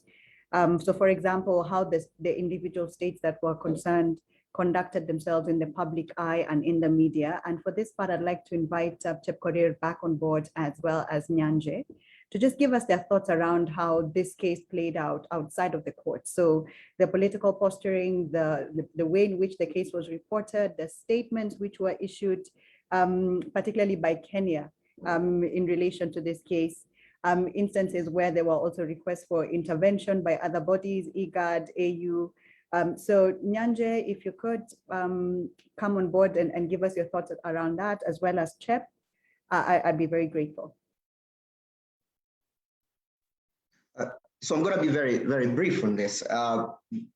My view of how the parties conducted themselves has always been that Somalia was a more decent party, understood the rules, wanted to play by the rules, at every given time. You could tell from Kenya that was not the case. We were interested in other extraneous factors. And that is not new, because, in international litigation, you see it every day in terms of the people who run the show. My only worry is that it also sold out as a very weak party. And I've written a blog post explaining, how the courts have previously interpreted actions of parties outside the court. Because actions of parties outside the court tell a lot about what their success is in terms of a case, and considered this is a case of unilateral application before the court. Whether external bodies can interfere, I doubt. I really don't know of a particular instance. Maybe Cameroon, Nigeria, when Kofi Annan formed the commission to discuss on how to implement the judgment, and we know finally in 2006, Bakassi was handed over to Cameroon in the glare of Obasanjo and Paul Biya. If the case is that the AU will come in terms of helping, to implement the judgment, fair enough. That's good, but I don't see any of their requirements here needed. If they exercise their role of ensuring there's peaceful settlement or peaceful agreement of how to implement the judgment, that is fine. They can do that, but I really don't see any other role they will play except on implementation of the judgment going forward. And then curiously, I'm not sure Somalia would be interested with the AU. Somalia would most likely insist what happens with Cameroon, Nigeria, get me a UN formed commission to make a decision on this issue. If that is the case, I am okay with that as well, but I doubt Somalia would be interested to have the AU intervene, and the reasons are clear why. They think maybe Kenya would have a much more bigger negotiating power.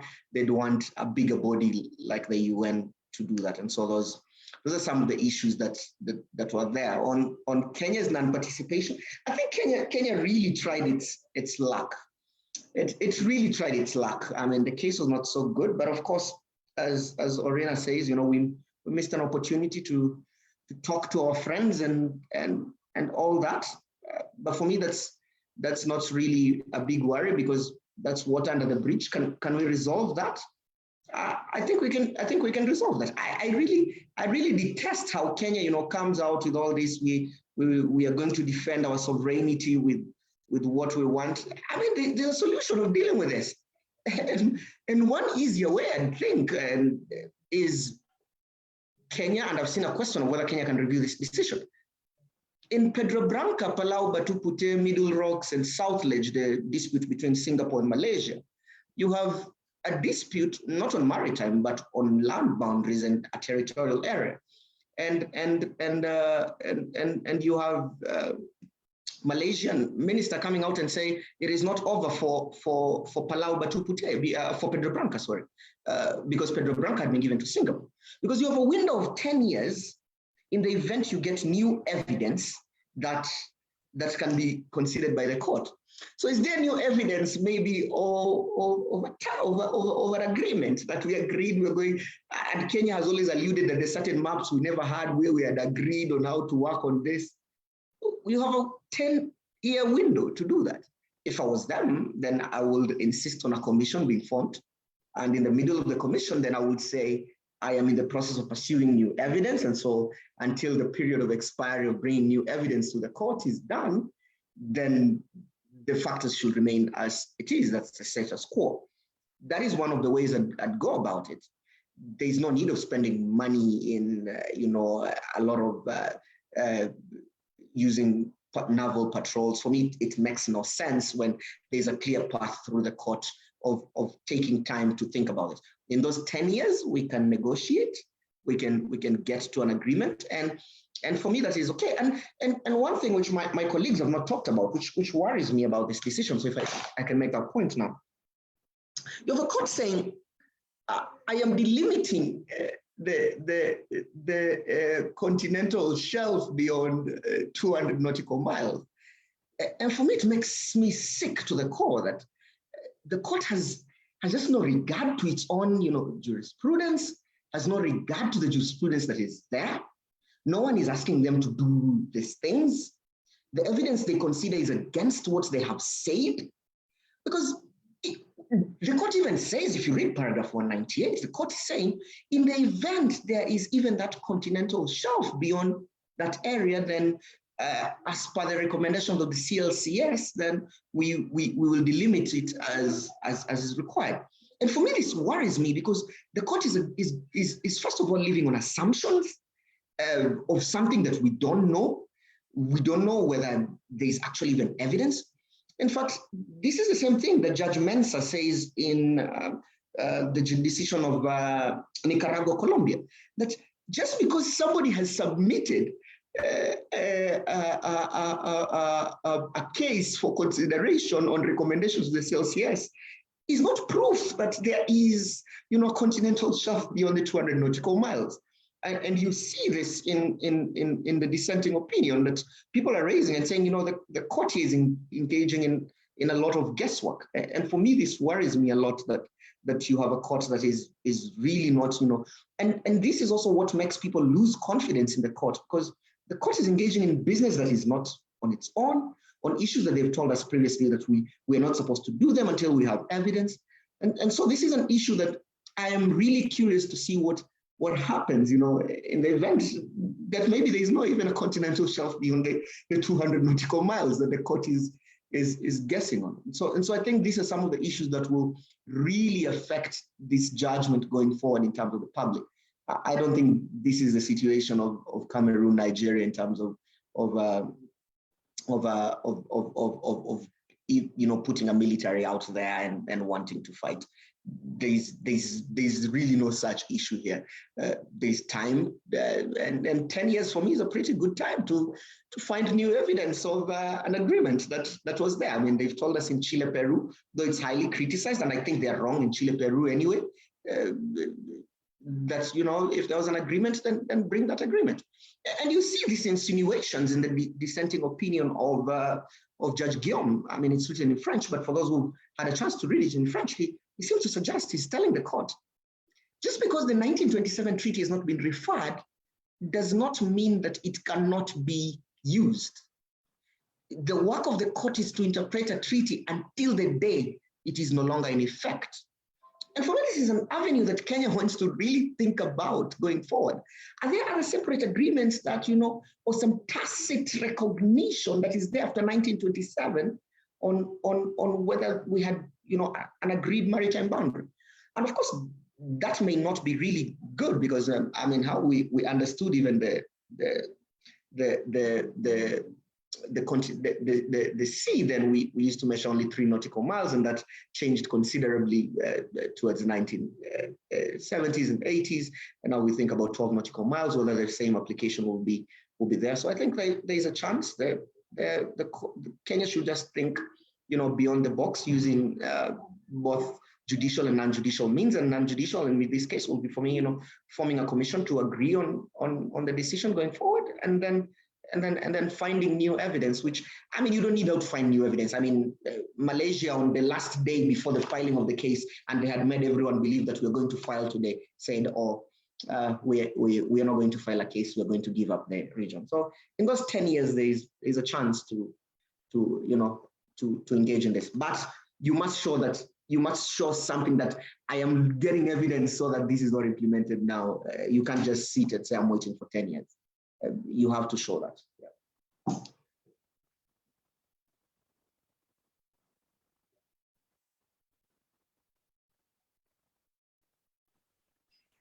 Thank you so much, Nanjay. Chepkorir? So when we're talking about the conduct of the parties, outside the case legally, I think it's important to begin from, 2014, when just right before Somalia filed the case at the International Court of Justice, and someone has talked about Kibo. Kenya was the first to actually suggest negotiation with Somalia in 2014. And then I think Nyaje said this also in the last meeting just before Somalia filed the case. I think Kibo officials are actually part of the delegation tasked with negotiating with Somalia on the maritime boundary. And when we did not show up for the meeting in Mogadishu, then Somalia filed the case. And I think we tried to be a bit serious up to February 2017 when the judgment on the preliminary objection was issued. And then I think from there, things just went south. But most importantly, I think what made Kenya blunder this case was its false sense of power, which we can see right now from discussions, from the statement that President Uhuru made and from what Kenyans are saying on Twitter. We have a false sense of power. Truly, we are more powerful than Somalia in so many respects, but when it comes to negotiation, for example, if there are other ways of getting power for a weaker party. So Somalia here was a weaker party. It took advantage of the fact that international law was in its favor, and when it decided to file the case, there was no going back. Somalia knew that if it accepted to pull out of the case and resort to negotiation, then it would become considerably weak, because all the non-geographical issues such as security and the economic situation were dismissed by the court, and you cannot expect the court to consider factors such as how we have hosted Somali refugees in Kenya and everything. But these are factors that come in handy in a negotiation, so they give us power. So when in 2017 also, it's important to note that President Farmajo, the current president of Somalia, was elected, right? And he's very strong-headed. Unlike any other president we've seen, he's strong-headed. He's able to stand up to Kenya. So he has been adamant with pleas for negotiation. And I don't think we can expect any kind of progress in terms of talk concerning this maritime delimitation to occur while Farmajo is still in power. And yeah, and then now when we decided to boycott the hearing, a lot of things happened just before we decided to boycott the hearing. So remember, in 2020 we were on a campaign to get international states to vote for us and help us get the non-permanent seat at the Security Council. And this campaign, you remember, the African Union endorsed Kenya as its candidate for the non-permanent seat. Kenya was going against Djibouti, and when the African Union endorsed Kenya, Djibouti, decided to still go ahead and try its luck. And Djibouti was supported by Somalia. So remember, in the Horn of Africa region, there are alliances. So Djibouti was supported by Somalia, and it put up a good fight. We had to do a second round of elections because we could not meet the majority votes needed. So we had to do a second election where we now won and got the seat. So during this period, when we clinched the seat, it's important to also remember that we started the court had decided that the hearing was going to be on 15th March 2021. So we knew we needed to find a way of pushing Farmajo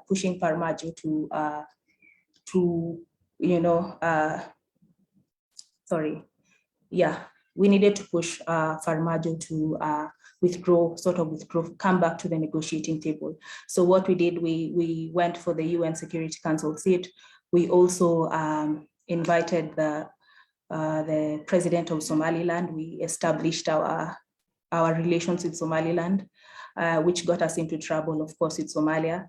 And we also strengthened our relationship with Jubaland, right, which is just at the border with Kenya, And we knew that this would be a provocation on Farmajo, because Somaliland is a self-declared independent country, but Somalia, of course, recognizes it as part of one of its federal states. So we knew this would provoke Farmajo. We also knew that Farmajo and Madobi are not on good terms. And so we were trying to push Farmajo on different angles to get him to decide to to get him back to the negotiating table. And so I think we still had a false sense of power in this instance. We thought that, but if we do this, if we ask for a postponement of the hearing, then by January 2021, we'll have assumed our seat at the Security Council, and we can, because the Security Council has enforcement power when it comes to issues of peace and security and ICJ judgments, right? So we knew that if we were in the Security Council, then we would have power to steer this dispute in our favor. But of course, this was still misled, right? Because, well, we were going for a non-permanent seat member, and we can't really push our narrative because we are not one of the 5 permanent members who can veto a decision, or or they're the ones who called the shots. We're just an non-permanent member. We have a vote, yes, but we cannot veto decisions. And then remember, at around this time also, Trump had left. Trump, President Trump had actually indicated that he would support Kenya in this dispute. And you know that Trump was largely uninterested with what was going on in the international community, and he would take your side and stick with you regardless of what international law said. So, for instance, what happened between Morocco and Western Sahara when he decided to sacrifice Western Sahara for the sake of a cordial relations between Morocco and Israel, and what he did with the status of Jerusalem, transferring the embassy to Jerusalem. So I think this was another blunder. In January, we had we had President Biden in power, and President Biden was very clear that he was going to reassert the US position in the international arena, and he's a non-internationalist. So he was definitely not he's definitely not the kind of person you want to rely on to disobey international court judgments. I don't think countries such as the UK, Britain can actually go side with Kenya against an international law, an international court's judgment. And the same is with Russia. In this case, Russia has no interests when it comes to Kenya and Somalia. So, support what the court says. China has interests in both countries. We can't expect China to side with us in this case at the expense of Somalia. And China is largely interested in business. It's not interested on what happens politically in the region or internally.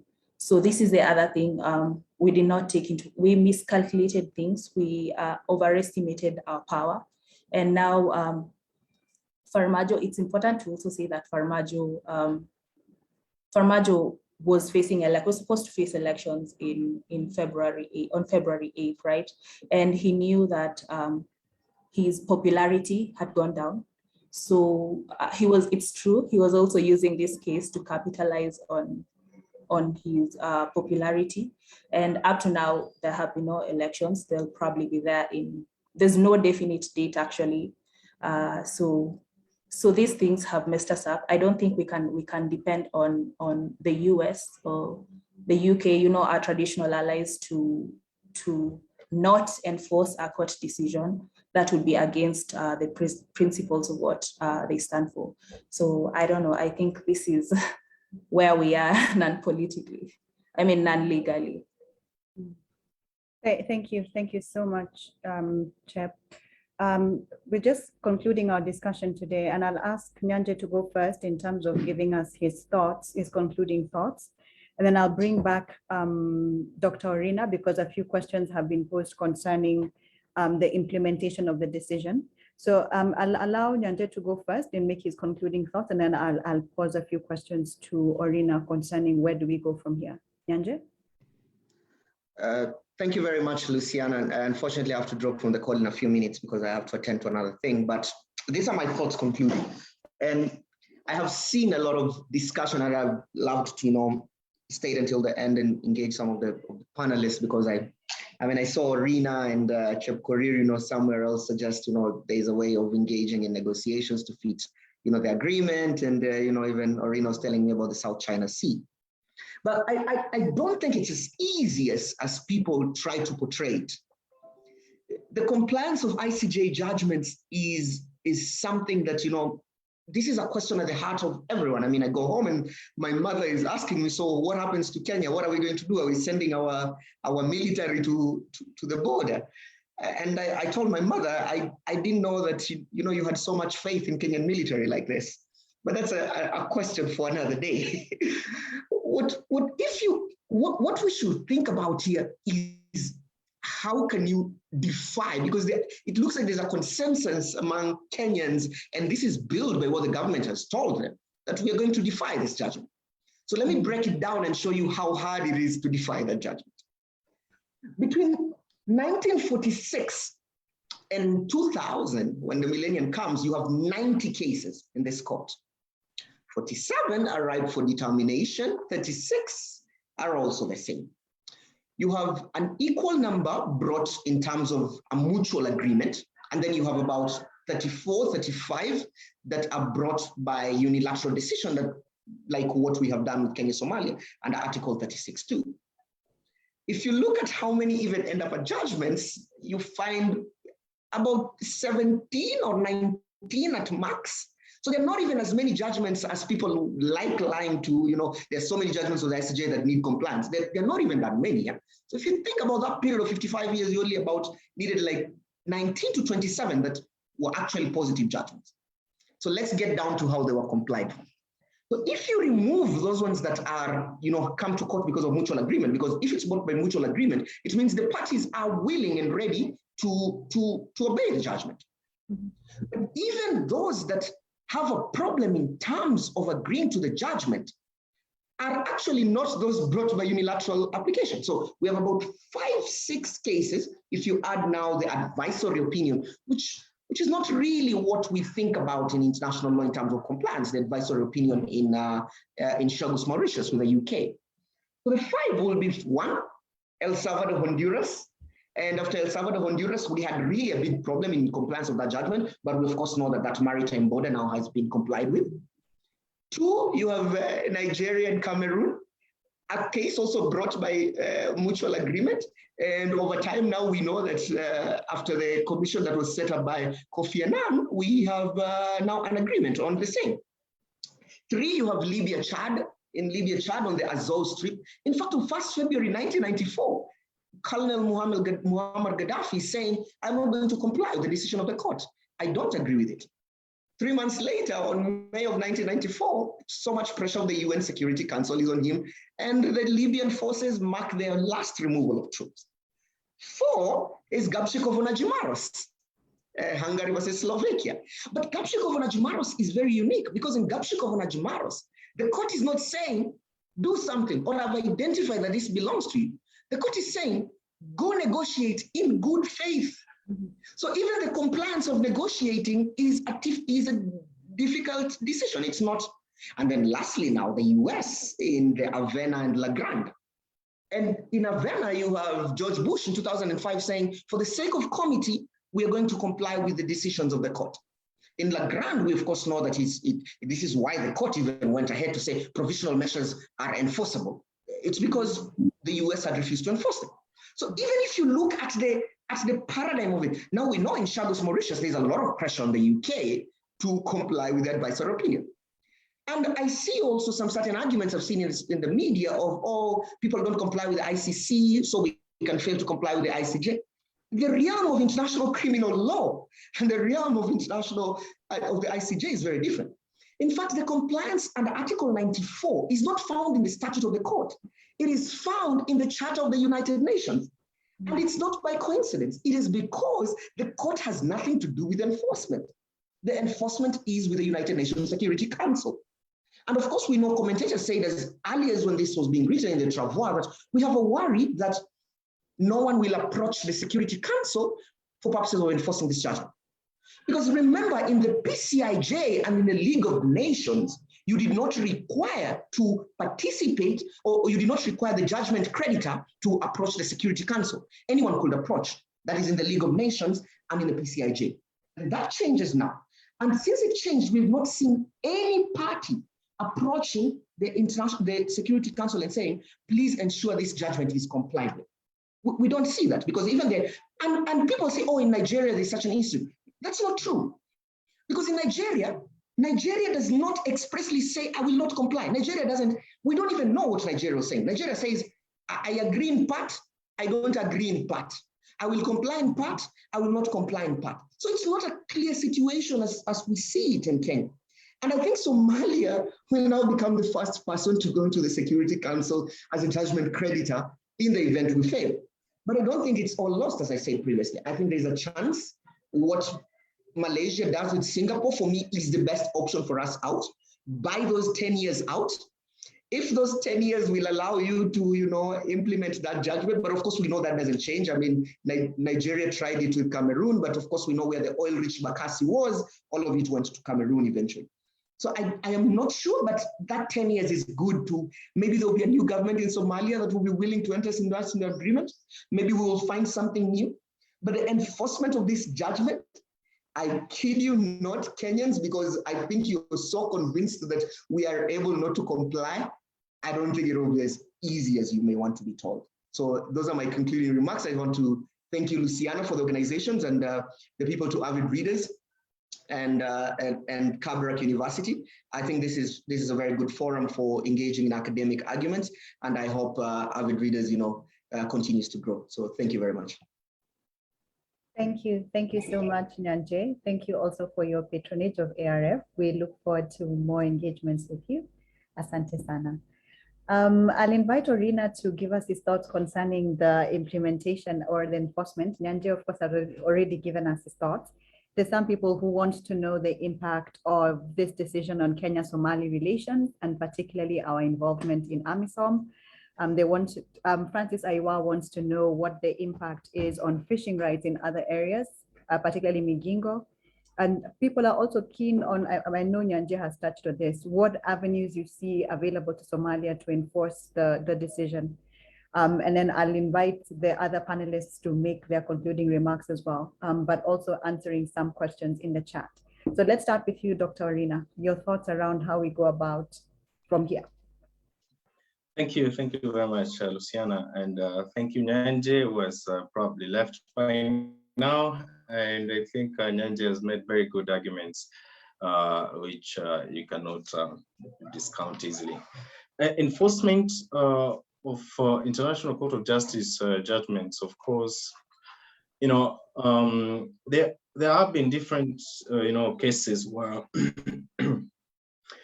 territories where a state is occupying a particular territory and it loses that territory. And then enforcement becomes a matter of something that needs to be done, moving out of the territory. And it will be different, actually, where we have, the ICJ delimiting the maritime boundary between Somalia and Kenya, which is probably not an occupied territory. Of course, there could be questions of oil exploration, as were argued before the court on whether Kenya was violating the sovereignty of Somalia. But in a situation where it would be necessary that Somalia would request the Security Council pursuant to Article 94 for enforcement of this judgment, it means then that this is a situation where, Kenya is taking military steps to protect that territory, as has been threatened. And I must agree with, I think Chief Koreru argued that it's not that easy to just, walk in and, guns blazing to protect what you believe should be yours, even in the face of this judgment. So going forward, I think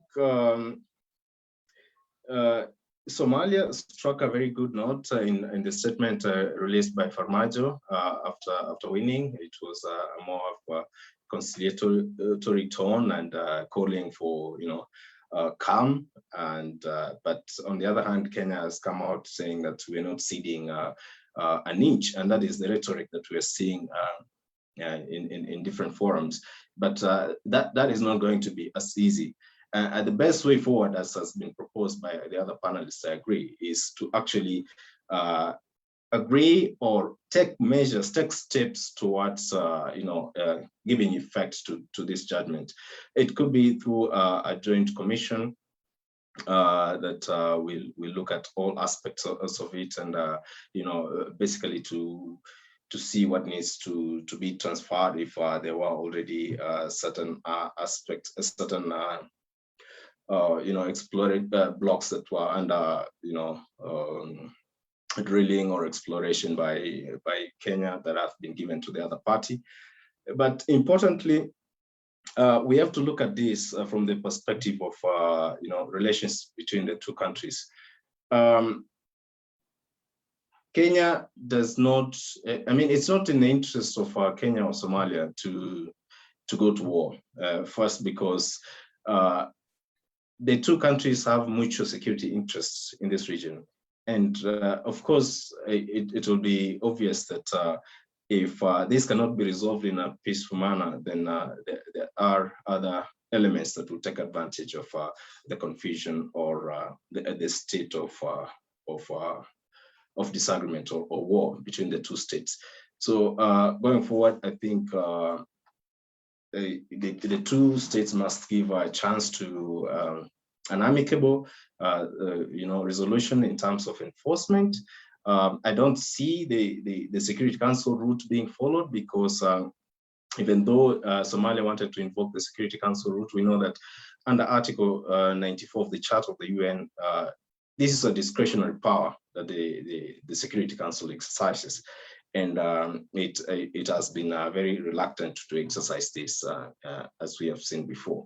And I think the fact that the ICJ statute lacks a mechanism to even have a power to declare, non-compliance. If you look at, for instance, the statute of the International Criminal Court, the International Criminal Court has a power to declare that a state has been non-cooperative, and to refer that state to either the Assembly of State Parties or the United Nations Security Council in a case where a referral was made from the Security Council. So I think that is an omission in the ICJ statute, which should have been there, at least giving the ICJ sort of power. Of course, it doesn't have the power to deploy any mechanism to enforce, but it can have the power to have a certain declaration.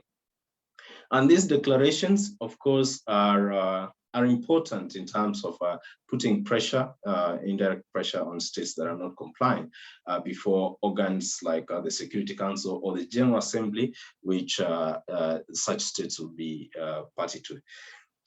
But again, if we look at the history of states that are, probably tried to ignore judgments of the court, if you look at Nicaragua versus the US, and the US being at the Security Council, Nicaragua requested that the Security Council enforce pursuant to Article 94, and there was a negative vote because the US basically vetoed that.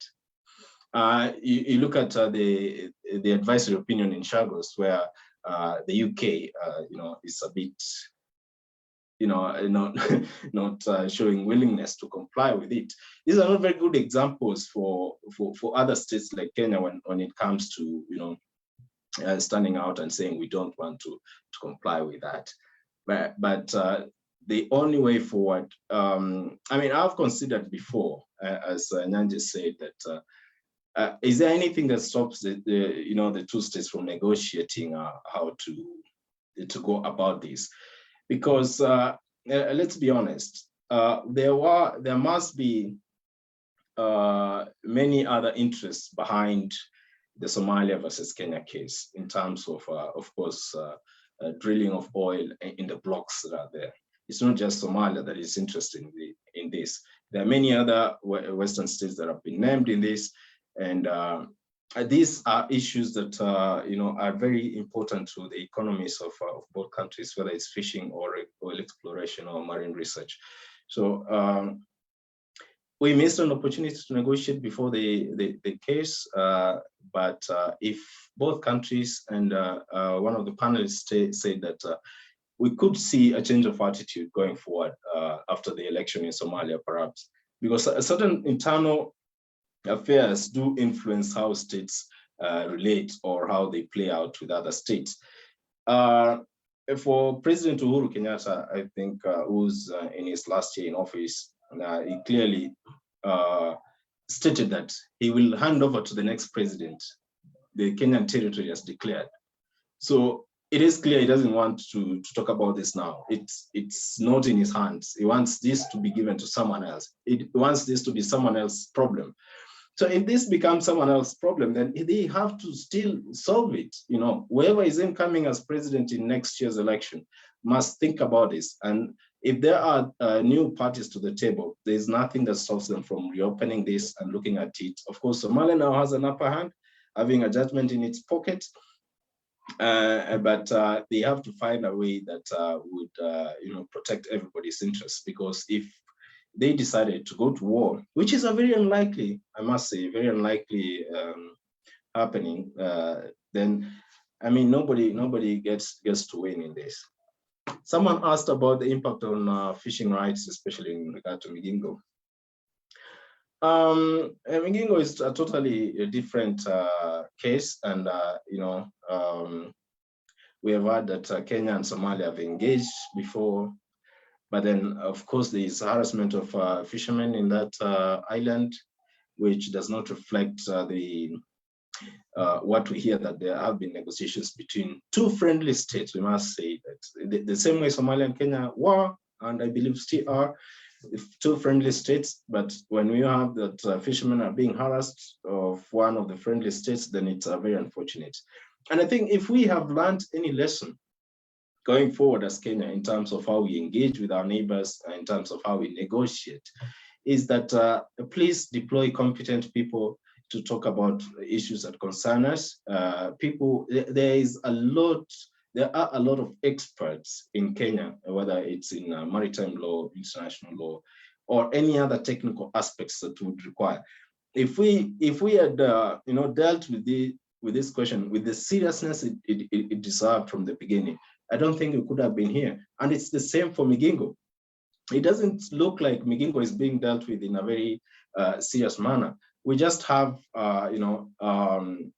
sporadic events where fishermen are, arrested, beaten up, tortured, and then we have some sort of unofficial talks between the two countries, but we do not actually know what is going on.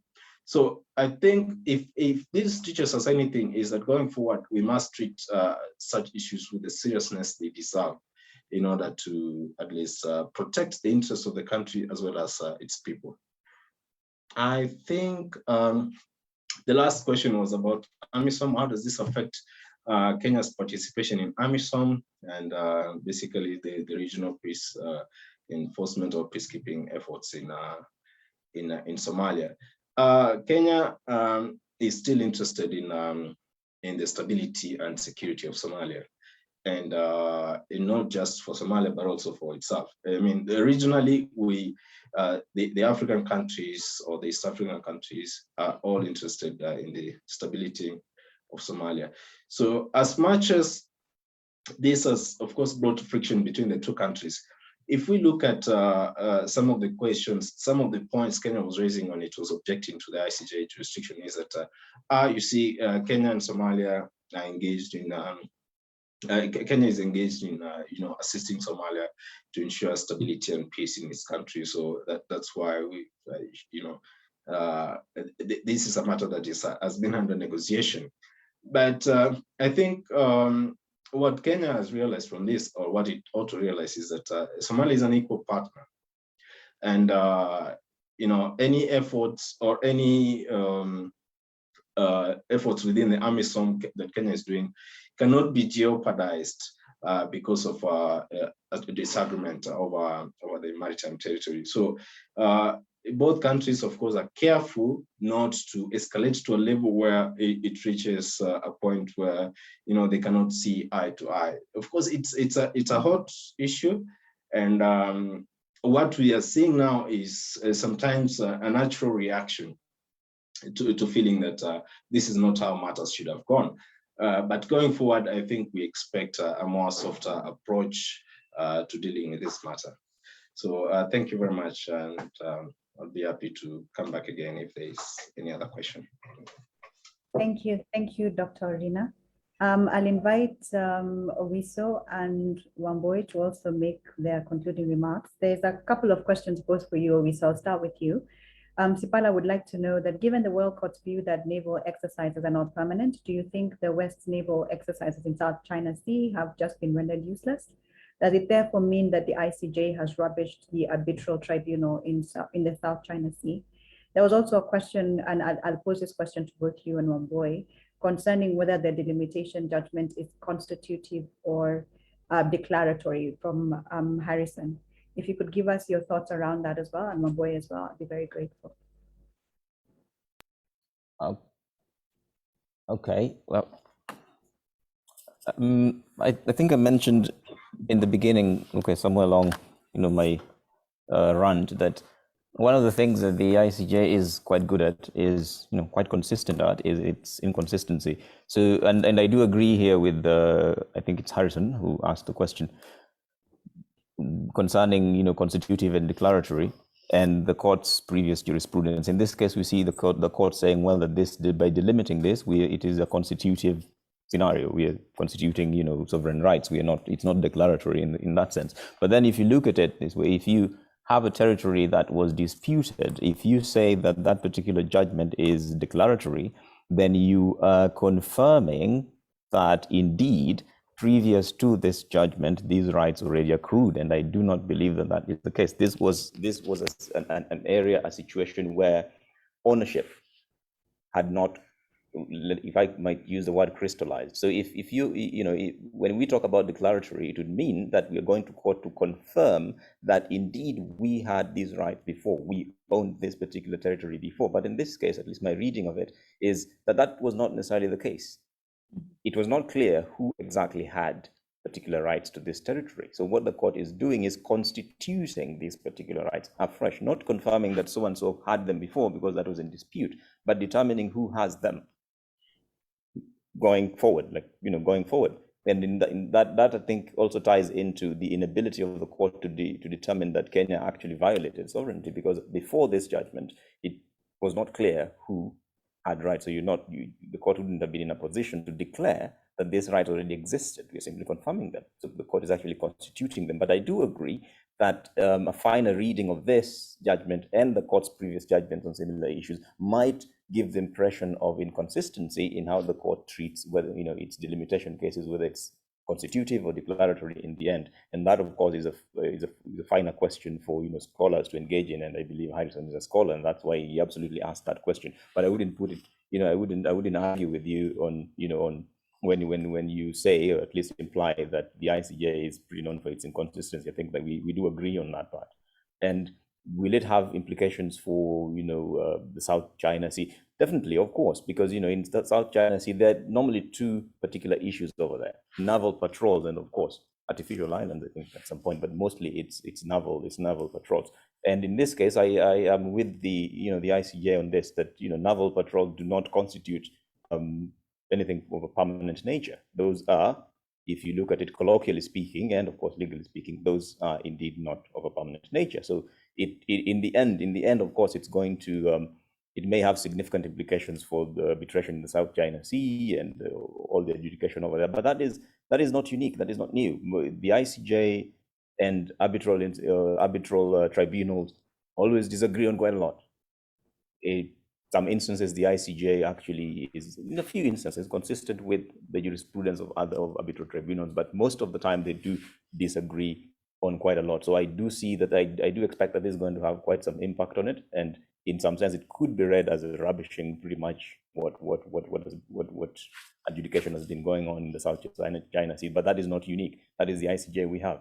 It is consistent sometimes, but most of the time it leaves scholars wondering what the hell is going on here. And there's nothing really unique about this. I'm not sure if I'm missing something, but is this the point when I also give my concluding remarks? Yes, indeed. Okay, good. So to conclude, I'll probably just point at two things. And if I may jump on something that, a question that was asked to Dr. Rina on Migingo, and if you allow me, I'll jump onto this because I have some personal interest in this matter. I happened to fish in Migingo as a kid. So in this case, I think, as Dr. Rina said, we, as a country, Kenya's approach to international law in the past decade, in the past 10 years, I think it's not a very old phenomenon. It just picked up in the last 10 or so years. We are very casual with our approach to international law and our approach to territory. And as I always insist, hubris and raw thoracic, braggadocio is not how you approach international law. We may think that we have some sort of military advantage over others. I do not think we have any military advantage over Uganda, maybe probably Somalia, but I'll get to that in my concluding remarks. But our approach to international law, especially when it comes to delimiting some of our territories, should be, and primarily I insist that this should be, we should take the fast approach that UNCLOS recommends. Let's negotiate these things. I do believe from where I stand that we have a stronger right, even a historical right, when it comes to Migingo Island. But the way we have approached this particular question with Uganda is it's been a very laissez-faire approach. Kibaki's government instituted a joint commission, not necessarily commission, but negotiating team or process with Uganda. It fell through somewhere down the line and we didn't push it forward. And now, over time, because in the beginning, when I was a child, there was no Ugandan presence in Migingo, but growing up, a few years down the line, now the Ugandan presence there is overwhelming, and we're not taking that matter seriously. So I think the Somalian-Kenya situation should actually be a wake-up call to the government of Kenya, approach international law with the kind of sobriety that it requires. As Dr. Nabil says, we have experts in almost everything you need in that country. Make good use of them, solve all our boundary disputes, including Migingo, and get it over with. But this sort of hubris and braggadocio isn't going to get us anywhere. It doesn't get you anywhere with international law.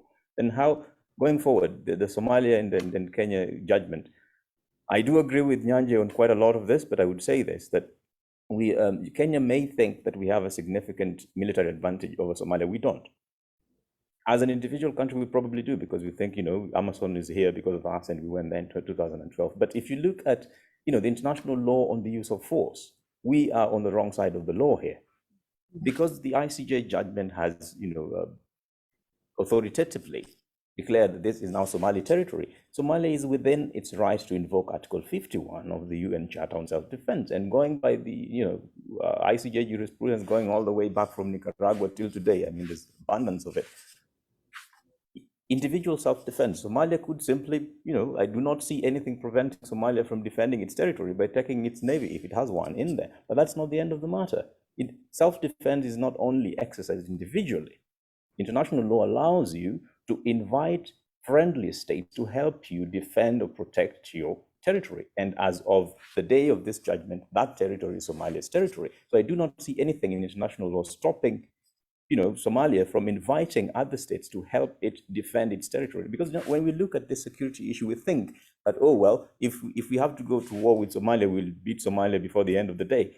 But remember that if you go to that extreme angle, it's a very extreme approach, but if you take that extreme approach, you will not only be fighting Somalia. Somalia will be within its rights to invite other states to help it defend its territory.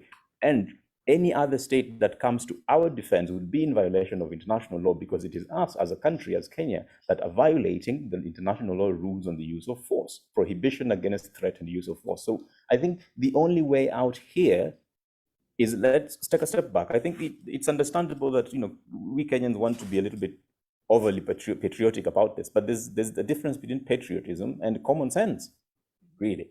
So take a beat. We can take our time and half and puff and punch our fists in the hair. Then at the end of the day, we need to calm down and approach this. And the only way out of this, as I think Dr. Rina suggested, we have to talk to Somalia, set up a joint commission and see how to implement this judgment. And international law does not stop us from actually negotiating arrangements that go even slightly against the judgment. It doesn't stop us, as long as this is a negotiation between Kenya, and Somalia. So I do not see all this braggadocio and all this militaristic maneuvers are not going to help us. The only way out of this, talk it through.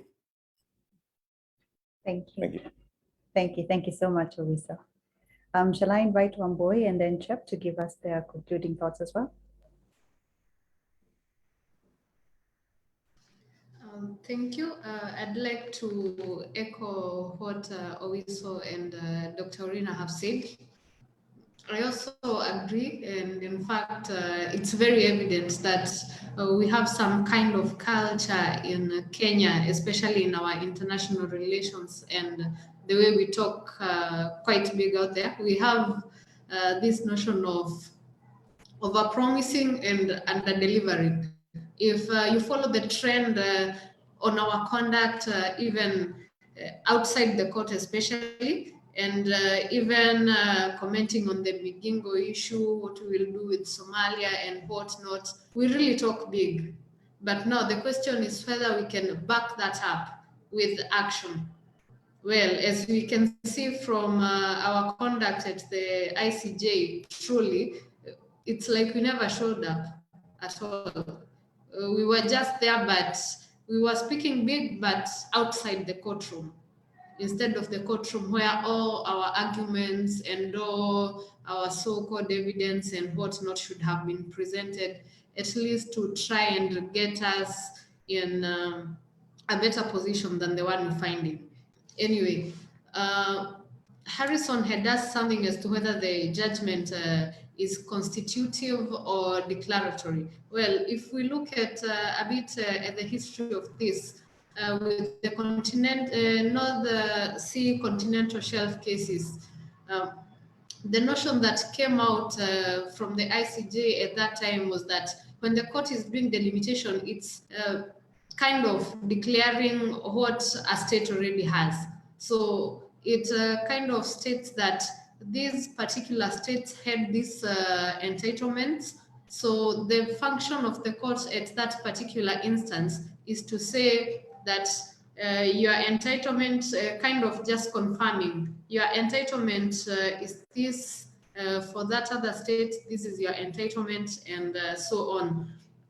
But if we look at the latter judgments of the court, and also the way what scholars have said about this, and in the nature of judgments and in the remedies that they give, you can see there is a high reluctance of, especially of giving reparations. There is a reluctance in declaring activities in a disputed area to have been illegal. For instance, with Ghana and Ivory Coast, as you all know, there was quite a bit of oil exploration in that particular area. But even then, the court was very hesitant to award reparations to either of the states, for the mere reason that when you go to the court, you're saying that we have this dispute, we do not agree where the boundary is. Can you please draw the boundary for us?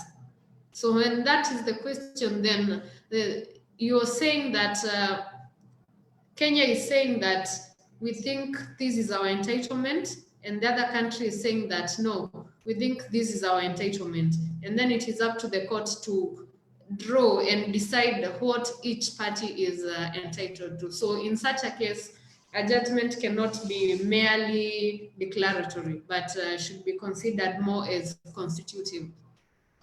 And from that point onwards, then now each state now, if there's any violation of that, then a state can go and ask the court now to declare that the other state has violated international law in that regard. So anyway, thank you very much for this discussion. It was quite insightful, and we hope that going forward, we will see better actions, better strategies from our country. We love our country. There are a lot of professionals out here who could really shape the way the discussion goes, both within Kenya and outside Kenya. But sadly, we are likely to see more of the political runs as opposed to a more strategic way of doing things. So anyway, I hope we learn from this. Thank you very much. Have a good evening. Thank you. Thank you so much, Wambui. Chep? Well, I thank you so much, Avid Readers Forum, for bringing all of us together. I mean, I didn't know I had never interacted with Wambui, and I've only interacted with Owiso on Twitter. So it was interesting to actually interact, and also Dr. Orina. I'm very thankful for this opportunity. And I don't know, I think my parting shot is that we need to take our foreign affairs equally seriously, the way we take our domestic issues seriously. And I know many people here will become leaders of this country. Please employ professionals. If we had employed professionals, I think we would not be in this mess we are at right now. So yes, thank you very much. And yeah, have a lovely weekend. Thank you. Thank you so much, Chef. Again, let me thank all the panelists who agreed to bring us this discussion and for breaking down such technical terms in a way that all of us can go away saying we at least understand what the maritime zones are. Thank you so much for your time, Dr. Orina. Thank you, Chef. Thank you, Amboy. Thank you, Owiso. We look forward to engaging you more. Thank you to all our participants who stayed throughout this discussion. I know bits of it got technical and some people dropped off. Thank you for everyone who stayed. In particular, allow me to acknowledge certain members of the judiciary who joined us throughout this discussion, starting with Justice David Majanja, who is a regular at this forum. Thank you so much for joining us. Also, Lady Justice Teresia Mateka, Lady Justice Helen Wasilwa, Lady Justice Helen Omondi, and Lady Justice Florence Mushemi. Of course, not forgetting our colleagues here at Kabarak, our students who also joined us for the discussion. We thank you most sincerely for your time and for your attention. Allow me to bring this discussion to a close. We will be reaching out to you for further discussions on the ARF. We do hope we can have another webinar with colleagues from Somalia, and we'll be giving you more details on that when they are created. Thank you so much for your patronage to the ARF. When we began this forum 2 years ago, we had no idea it would become this big. Thank you for making it such a big forum, and thank you for everyone who always brings us such topical discussions to have on this forum. If you have an idea that you want to discuss on this forum, please feel free to reach out to us. We will do what we can to make it such that we can bring people who can bring the discussions on this topic. So allow me to wish you a good evening for those of us who are joining us from Kenya, and from wherever else you're joining us around the world. Good morning, good night. Thank you, everybody. Bye.